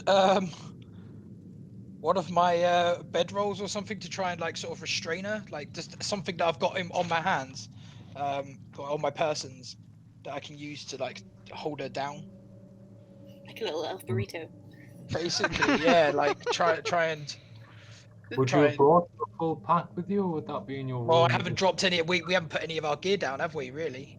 I haven't left it. I'm I asking haven't. if you would have brought it with you when you went to pay your respects, or would you have left all of that at the Golden Stag? Would you have brought your full pack with you if you had a room at the Golden Stag and you only No, couldn't okay, I can tell you what I do. I can tell you what I do. Dismiss what you're asking is there. What I'm gonna do is take my bagpipes and like take two ends of the tubes and use the actual fabric of the bagpipes to restrain her. Oh, amazing! Restrained with bagpipes. Yeah. This is going to be a contested strength roll again, then. Why not? She's strong as fuck right now, though. By the way. Same again, Jess. Same again. Does he have advantage? Because I'm like semi-holding her at the minute. Kind of helping out. Yeah, go on then. I'll let you roll first. Roll again, Bobby, but better this time. A lot better. I mean, it's better technically. Oh, yes. No, she still beats you. I know That's she still fine. beats me. Yeah.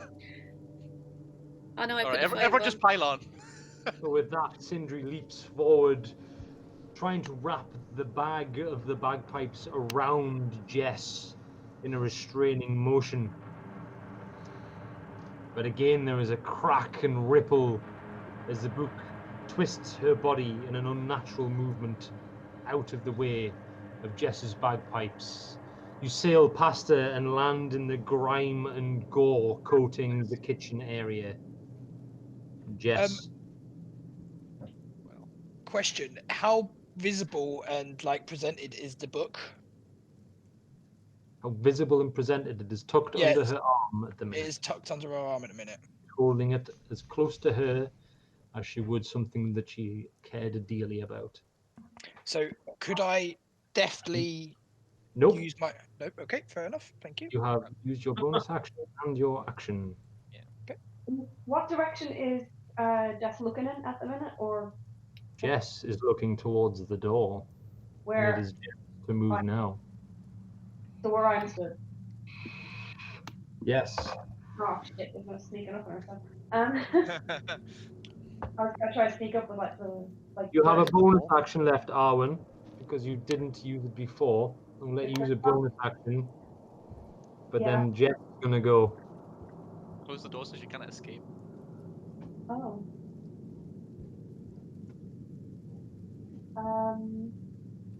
Does moving count as like moving and a quick shot? Does that count as two actions, or?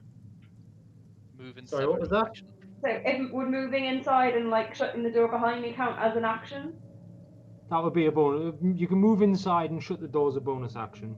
You can shut the door as a bonus action, and then you can move as well. You can move as freely as you would normally in combat. Okay, but yeah, so sorry, moving in, I could move in, shut the door, but I wouldn't be able to like draw my bow and do like anything. Yeah. You've got your. Go on now. I'll give you a quick shot. I'll give you a quick shot as well as shutting the door. Why not? Okay. Try that then. Gonna go for that book again. Gonna try. Gotta roll, don't I? Please don't be like a 2 or something. No.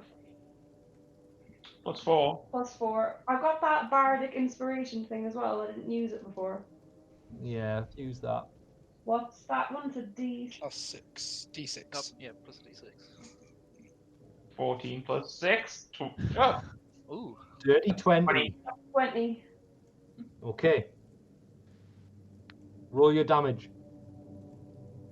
And that You strike the book. D8 plus 2. D8 plus 0. Oh, fuck's sake. 4. 4. 4 damage as you fire off a shot quicker than the rest of them can blink. Your arrow sails through the room, across the grime, and strikes the book. Center of its pages, you hear from the tongue. And Jess drops it to the floor. Jess, your mind is clear now, though you feel incredibly weak. As you all look down at the book on the floor, it begins to bleed in a puddle around it. The tongue twitches and then drops. And the pages fall open. I wouldn't be retrieving that arrow, I just say.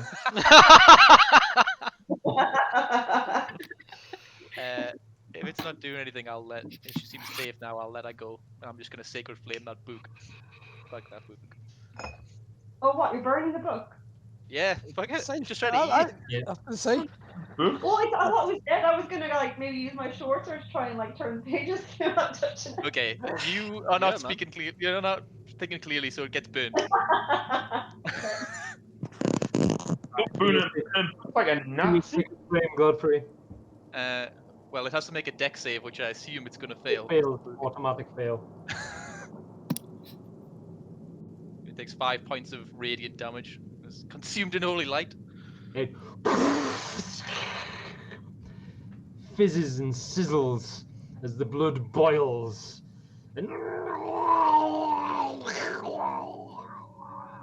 and turns to ash on the floor. Well, The uneasy feeling that you were getting from your detect magic has now left the room. okay. Maybe I should point out to people that if we find evil books full of blood, we do not touch them anymore. That is not a good plan. Yeah, we know it was full of blood, so we didn't know it was open. I'm going to begrudgingly nod because that's not the worst idea I've had today. Thanks, thanks for the save. Anytime. Shooting the book, that was really cool, thank you. I'm just glad I didn't shoot you. Yeah, me too. I'm gonna take 2 quick steps over to Jess and be like, "Do you need healing? Show me your wrist," sort of thing. You know, getting ready to cast healing word, like, because I don't want her to bleed out, basically. Didn't you healing word me before? Yeah. Yes. Did they return you to full health before? I was about to say that took me back up to max HP. It did, yes. That's Oh, She cool. is out. Cool. so the wound on her wrist is completely healed. That's good light magic. Indeed. Okay, into the attic or whatever it was. Yeah? That's good. Can I? Who climbs the stairs first? Before we go, can I just have another sort of quick look around the room to make sure there's nothing else untoward? Because there's clearly nasty shit pervading this area. Yeah, there's nothing magic, but there could be other stuff. Yeah. Yeah. Torlek's a You perceptive dude. You see several more books on the shelves, though none look as grisly as the one that you've just burned. There are a plethora of different coloured vials, some containing human remains, some containing other humanoid races' remains, some of them containing weird coloured viscous liquid, but everything seems to be covered either in a layer of grease or a layer of bodily fluids. Charming. Wonderful. I Don't think see any them books. runes or anything else that would set you off other than the fact that it looks like a slaughterhouse in here. I might wait downstairs unless someone calls out for help. I've got like, I'm reading what I have. I've got like dark vision, so I'm okay. I can see what I'm at, just in case anybody tries to come in or anything weird goes on downstairs while you're upstairs. Probably not a bad thing to have a look at. I'm very paranoid about people like coming in and being trapped upstairs. We don't want that. Well, I'll head up the stairs with me shield in front of us, just in case anything comes. Godfrey climbs the stairs first. I'll head up after him. Your shield casting light as you climb the wooden steps into the upper room of the Magar's round tower. A similar scene greets you up here, though the amount of bodies and viscera is slightly less than on the ground floor. You can see what looks to be the remains of at least 2 humanoid forms strewn about with wanton fury, covering the small bed and nightstand in complete gore. It looks as if one of the torsos has been placed in the bed as if it were sleeping there, with its arms folded Weird. across the top of the duvet and sheets that are covering it. As you look around in the room, you do see strange markings and sigils on the wall. The beginnings of a spell that look to be almost complete. But the detect magic isn't like going off, so it's not finished, do you think? Not quite finished yet. If I Seems cast to be missing identify, something. will that tell us what it is? Do you have a pearl on you worth 100 gold? I think I have an probably do. arcane focus. You do indeed. You do indeed. So then, yes, you can cast Identify. I'll let you do that on this and see if you can identify what this would be.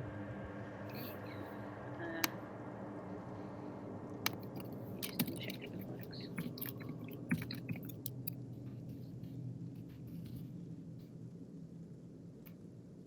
Nothing else in the thing on the.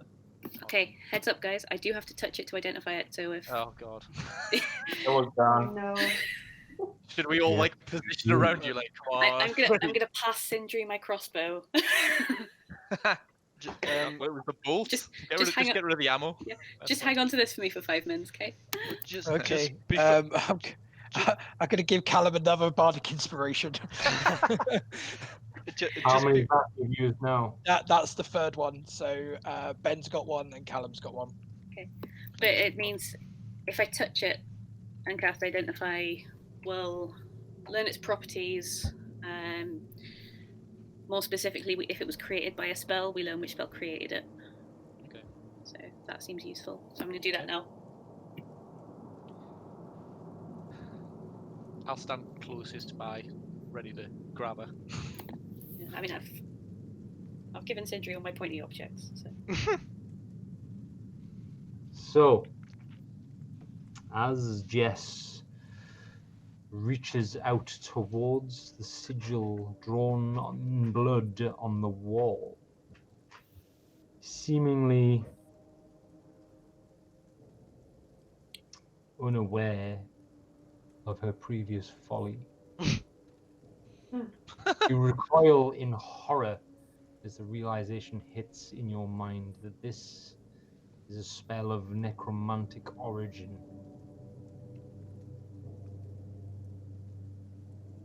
The component missing was one more body imbued with a touch of the arcane. Oh no. Had your friends not acted quickly enough, Okay. you would have been the final part in Magar's flesh golem. Oh, shit. Jesus. That would have been bad. Bullet dodge! You turn around to tell people this, and Godfrey's like standing behind you with a mace up, like, what? No, no, she seems okay. So I tell everyone this, and I'm like, I think I owe you all a beer now. So beer would be good to steady the nerves. That would have been a fantastic fight to end the night with.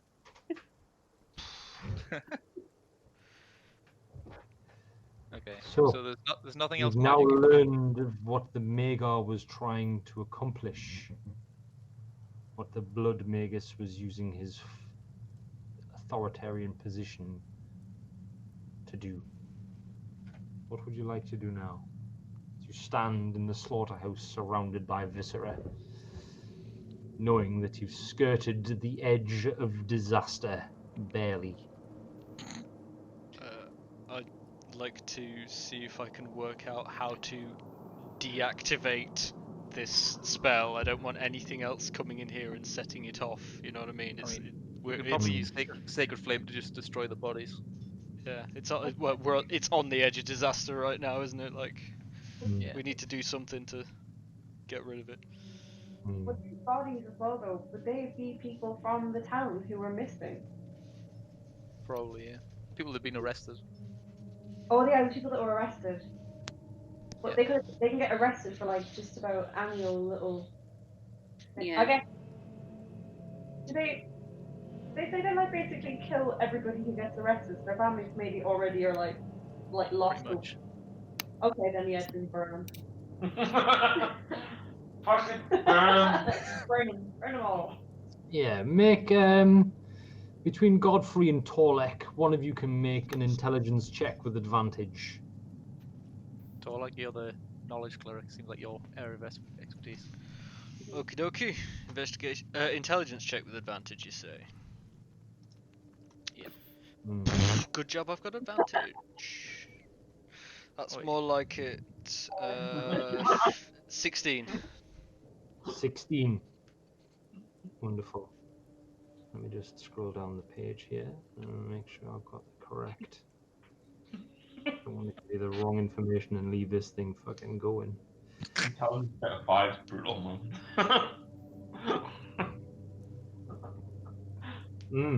Okay, so with that, you know that the best way to prevent this spell from being completed is to first consecrate the ground by using the bless spell. And to bless the ground that you are on. Then you have to burn the bodies. I can do that. I know bless, but I haven't got it prepared, so it's on you. I can't help you. Okay. Well, I've got it prepared, so yeah. If you say That that, I'll. That is lucky that you've got it prepared. Yep. Always Always- the plus. I've always got bless prepared, man. So I'll grab my holy symbol and start chatting. Your voice carries. And bless this cursed place in the name of Lady Gallant, the Saviour. What do you say to bless the ground? I just said it. What was that? What did you say? I bless this cursed place in the name of Lady Gallant, the Saviour. Oh, I thought that was you just describing what you were doing. Okay. Wonderful. I mean, you've got to be able to cast it in like 6 seconds, so it can't be that long a speech. Yeah. So, I need you to first First die, and then make a religion check with advantage for me, please. rolled 18 on both of them, so Wonderful. That'll do. what is religion? Religion. Direct to God. So 20, dirty 20. Dirty 20. And there is 5 of you in there. And because Torlek is in there as well, roll 10d4 for me, please. Okay. Oh no. Hang on, there's only 4 minutes. I'm not in there. Yeah, but there's 6 of you in the group, isn't there? Yeah. Oh, and one person's waiting outside though. Oh, yeah. Wait, who? Yeah, I There's went only 3 of downstairs. us upstairs. There's 4 of us here in total. The 6th person's you, Glenn. Oh, I No, thought Alan was still in there. Is Alan waiting outside? She's She's there on downstairs. watch, isn't it? Alright, we'll minus 2 ones off that then. Oh, the Oh, ones. the ones! Oh, Yeah, I rolled a lot of 4s. you did roll a lot of 4s, so we'll minus 2 ones off that. Which makes it 20. Okay. If this is damage, then I'm pretty sure everyone dies. It is. So, as you cast Bless into this cursed ground, there's a seems to emanate from the walls. The whole house is a flesh golem. Fuck. And as the four of you assembled in the house look around, spectral arms reach out of the walls towards you, dripping with blood, their skeletal fingers threatening to scratch your skin and gouge out your eyes before they and evaporate into golden shimmering light. And it seems as if the entire building breathes a sigh of relief. Still alive. I knew it worked, everyone. No panic. I went Fine. Avery, I'd like my crossbow back, please. had no forewarning of this happening and was just downstairs and suddenly had arms reaching out to grab her and like about to get the hell out of there. Jesus! Hey, I was just having a nice evening read. What's that thing that they said? So with your spell complete, the malevolent spirits that inhabited this place now released. The only thing left for you all to do is to burn the bodies. Wait, hang on. What about this? What was the 8d4 for? Well, I guess that was like damaging the spirits of the house or whatever. I will let you come to your own conclusions about what that was for. I'm not going to tell you. I think that was maybe how much of the house we managed to purge. Something in that nature. Then we need to Dramatic effect roll. That's what that one. Roll 40d10. Ah, shit. That's just me getting it a roll dice for the hell of it, because I'm the DM. Oh. No, it's not actually. There was an actual mechanic there which you guys seem to have avoided. Okay, well, I'll cast Sacred Flame on the bodies. Start casting Sacred Flame on the bodies and destroying them. Yeah, I'll help him. Yeah, I've got burning hands if you want a hand as well. But don't set the whole building on fire. I want the whole building on fire. Yeah. I want That's what I said. Yeah, I'm search gonna this go place. downstairs. I think it's wise that I go downstairs away from the fire, as I am as useful as a bag of dicks right now. Yeah, So- that's good. I want to go outside if I can now because I'm recovering from my shock. Mm. Yeah, I'd quite like some fresh air as well, actually. Oh yeah, just leave the two clerics. So as the rest of the party leaves the two clerics to dispose of the torn and twisted bodies, you can hear as they catch a light, the smell of burning flesh and skin and hair fills the rooms. The rest of you step outside into the pouring rain. And Arwen will be the first one outside. So Arwen, make a perception check for me, please.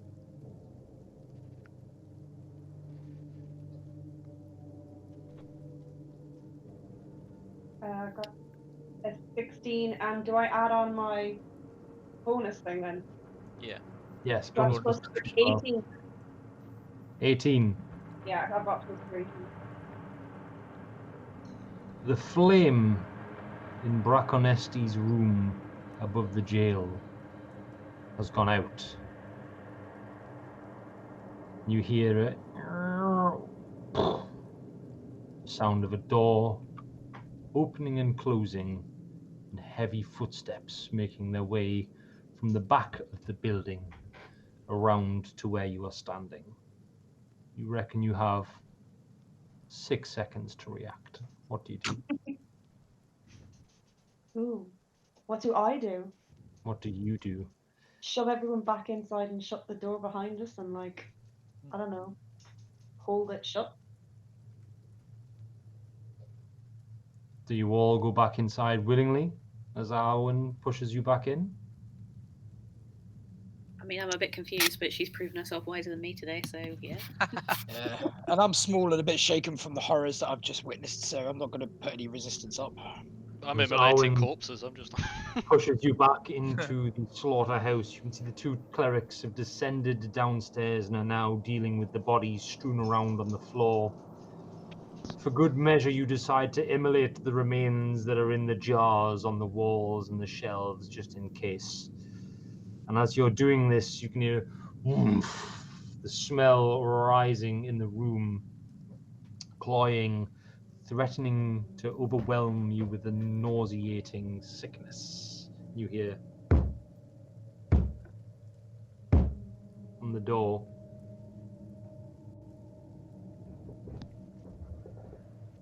Just What do you curse do? books in here. No need to look any further. We should just stay quiet and like nobody's home.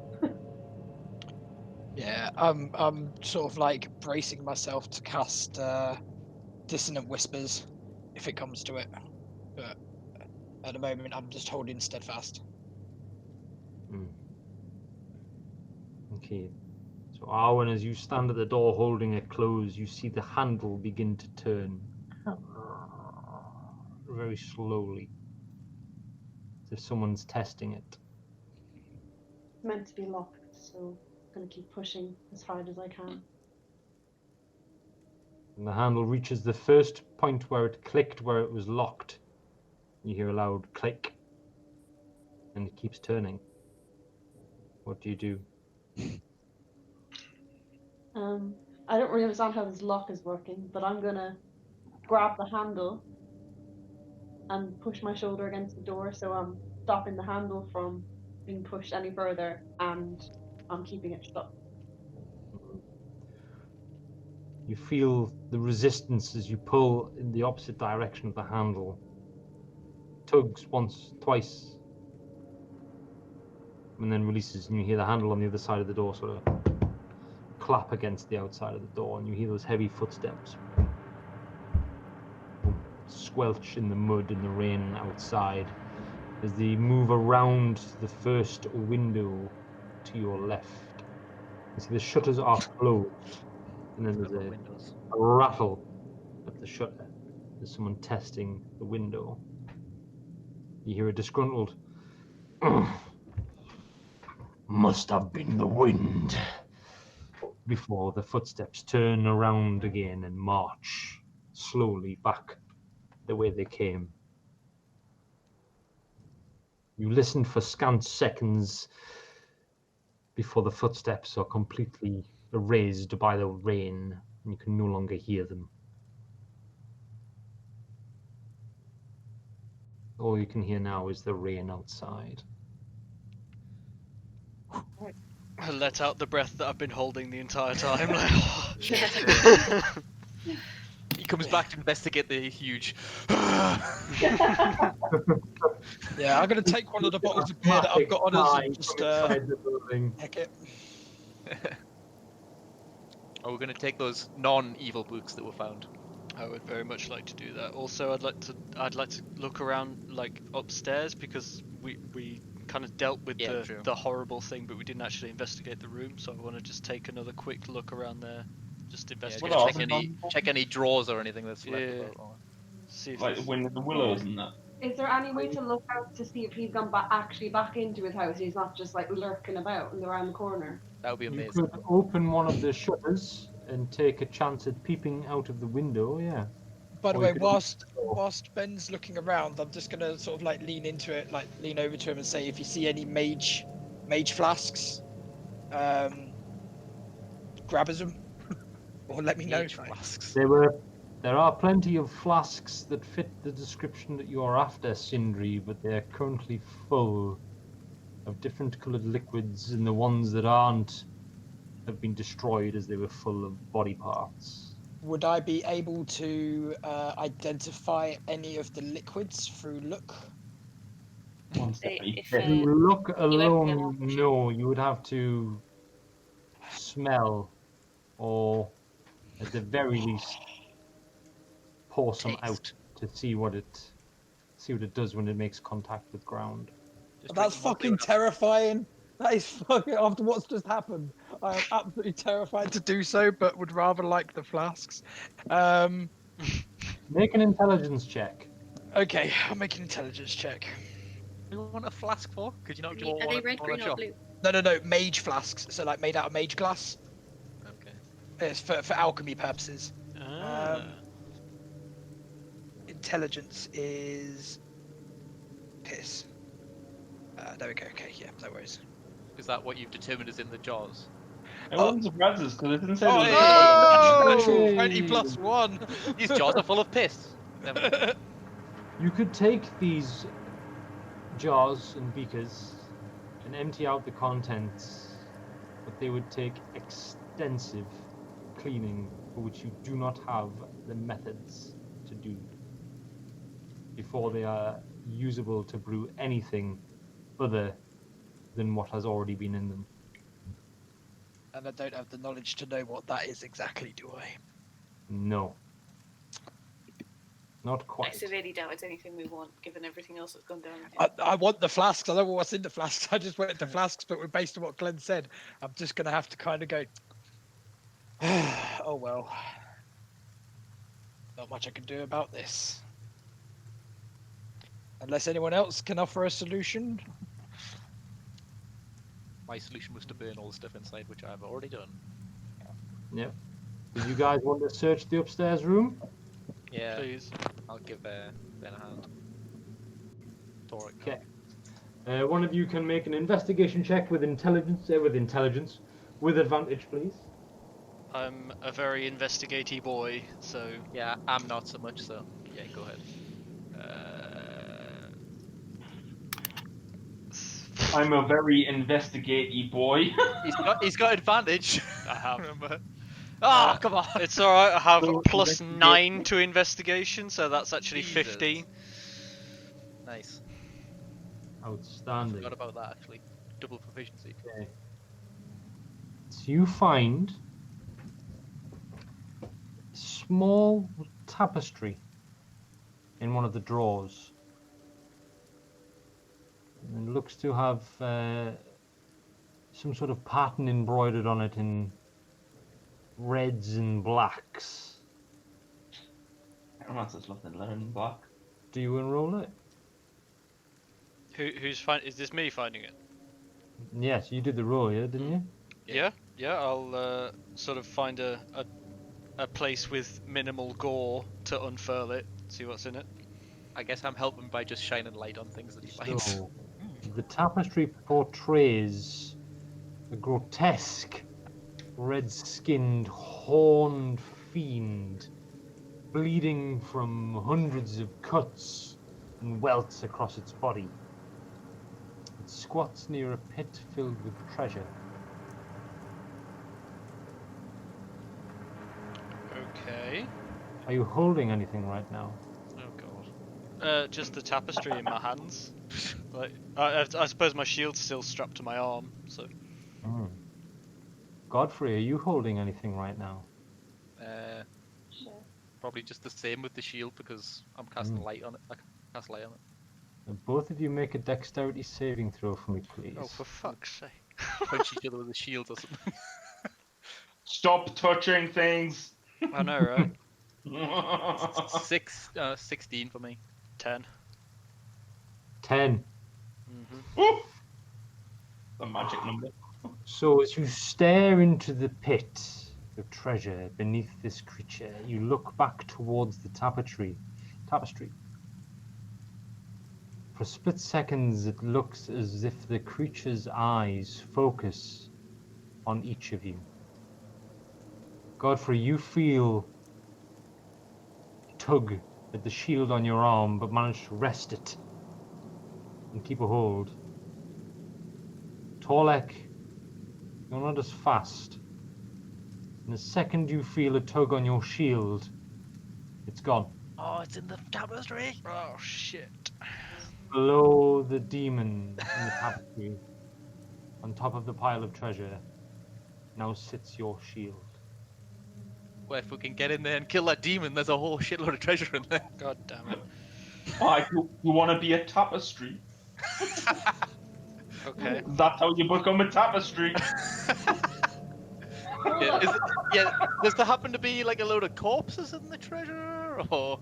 No, it just looks like there's a load of treasure. The treasure itself is not woven with any intricate detail. It is simply looks like a big pile of gold with the This odd is like bit of witches there. when the kid appears in the pin. You said it had 100 cuts on it. That's Yeah, what it's doing, tapestry. The demon itself has got very intricate detail. You can almost see the glint in its eye and the curl of the smile on its face. Wicked It is cross. covered in wounds though, so we could probably just, go in there and finish him off. Hmm. Go If- in there. The only thing that has now got any detail on it whatsoever in the treasure pile is Torlek's shield that sits atop it. Is I- the Don't be crossing into the tapestry realm without us, like. I feel like is there any form of like sigils or writing on this, or is it just the depiction of the scene on the tapestry? Like, You Oh, see yeah. no immediate writing in the tapestry, symbols or pictures, but you can make a perception check while you stare at it. What kind of magical aura is coming off it with detect magic? Ooh. 13 perception. 13 perception. Mm-hmm. Right. Okay. Passive perception is What, loads. what language? I will tell Callum his question in a minute. What languages do you speak, Torlek? I speak Common, Elvish, Abyssal, and Celestial. Oh, of course, Abyssal. I mean, it is a demon. The old, ancient, defunct language of Abyssal, rarely seen at all on the islands of the moon. Only talked about in antiquity. Has never served you any good. Hey, I'm a Until sage. I read books. No books are written in Abyssal. Just like Latin. Abyssal. What you've learned from very ancient texts. You read the word mine woven into the background of the tapestry. Is that like mine, like as in it belongs to me? Pretty Well, sure with that's what it means. With detect magic, you do not see a particular school of magic, but you do see an origin of magic. Infernal, perhaps? Yes. Yeah. This origin of magic is not widely known on the islands of the moon. People do not really believe in heaven and hell. They believe in the lives that they live and the lives that they will live with the lady in that eternal light. So you Well. do get the sense of this ancient magic from a realm almost completely forgotten. Should we also burn it? Yeah, I Like was that's gonna the only say, thing we do in this house. I'm gonna put it face down on the floor so no one else looks at it by mistake. Just go, well, Wow, just fuck. tag me next time. I think back the fuck off from that thing. It's like, yeah. Don't like how aware it is. It's like mocking you by changing what's detailed and making the Yeah, shield creepy. the most detailed thing. Nah. Fire. Du-du-du. Fire. Add a heap of silver in it. I'm not interested. What type of fire are you using? Sacred flame? The Bernie type. But Torek, are you doing it, or you want me to do it, or should we both do it? What? Let's anything let's that both has a let's both step away and do it together with Sacred Flame. Like, if Okay. you know, if it's if it's infernal in origin, then surely Sacred Flame is going to be better, right? Radiant. Yep, sounds like a plan. yeah, something that's a bit more than normal flames would be advisable for sure. All right, on 3 Um, then. Sort of 1, 2, 3. Whoom. Okay. Are you gonna go on 3 or just after 3? Probably just I was saying, shit. As you No, wait, both cast Sacred Flame in time towards the tapestry now laying face down on the floor, your spells hit it perfectly in tandem. You expect the tapestry to fizzle and burn and turn to ash, Uh-oh. but it yet remains. You believe to destroy this tapestry will require a different method. I better not have to bless it again. Well, Um, Fuck this house. How One of you noisy- make an intelligence check, or unless Sharon's. Sorry, Sharon, No, you say what you're gonna say?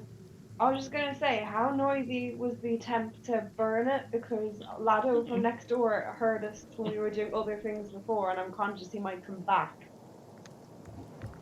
Well, too late now. Good call, Arwen. I'm just gonna roll it up, and just roll it up and cinch it with my belt so it can't come unrolled, and then we'll deal with you it in a gonna- minute. You are know. you I was make gonna an say, intelligence could check? we not like submerge it in holy water at the chapel or something? Yeah. You better hope it doesn't unroll and see your pants first, man. My pants! Mine. I'll just roll it up and then sort of cinch it up with my belt so it can't unroll itself, and then we'll deal with it in a minute. You know, because this is a nasty place and we're precarious, sort of thing. Mm.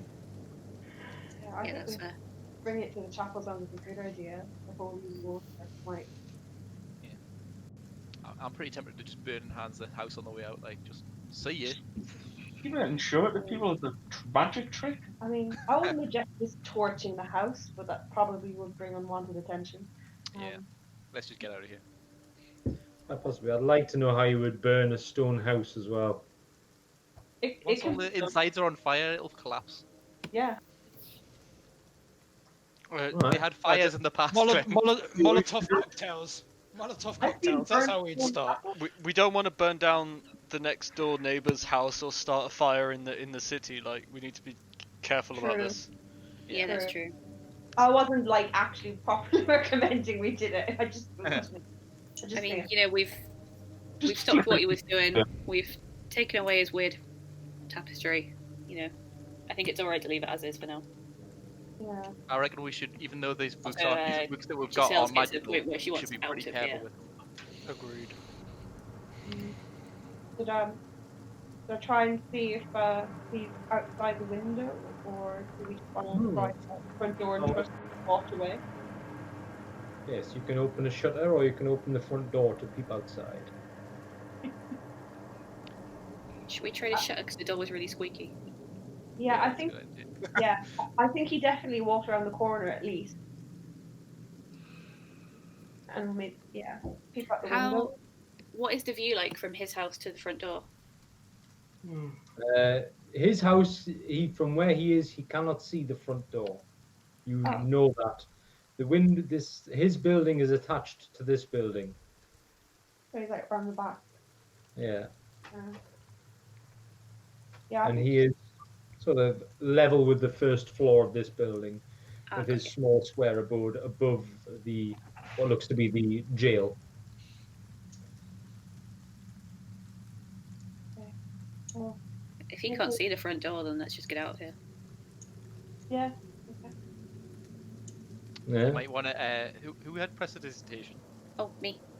You might want to get the blood off people as we leave, otherwise we're going to leave a big trail straight back to where we ever go. Yeah, I'll do like a little laundry line. Cool. Actually, queue up by the door. Big car wash. Sneak back out of the door, this time opening it carefully so the groan of metal is not as audible. Jess casts prestidigitation and cleans the grime and gore from your shoes. You find yourselves back outside in the rain on the empty street.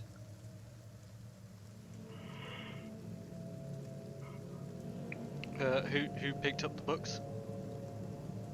I assumed you did. Okay, I picked up the books. Because you're the Wonderful. food guy. Yeah. So you've got a list of books. Mhm. Next time I will tell you what they are when we start with Leoquinor in the bar.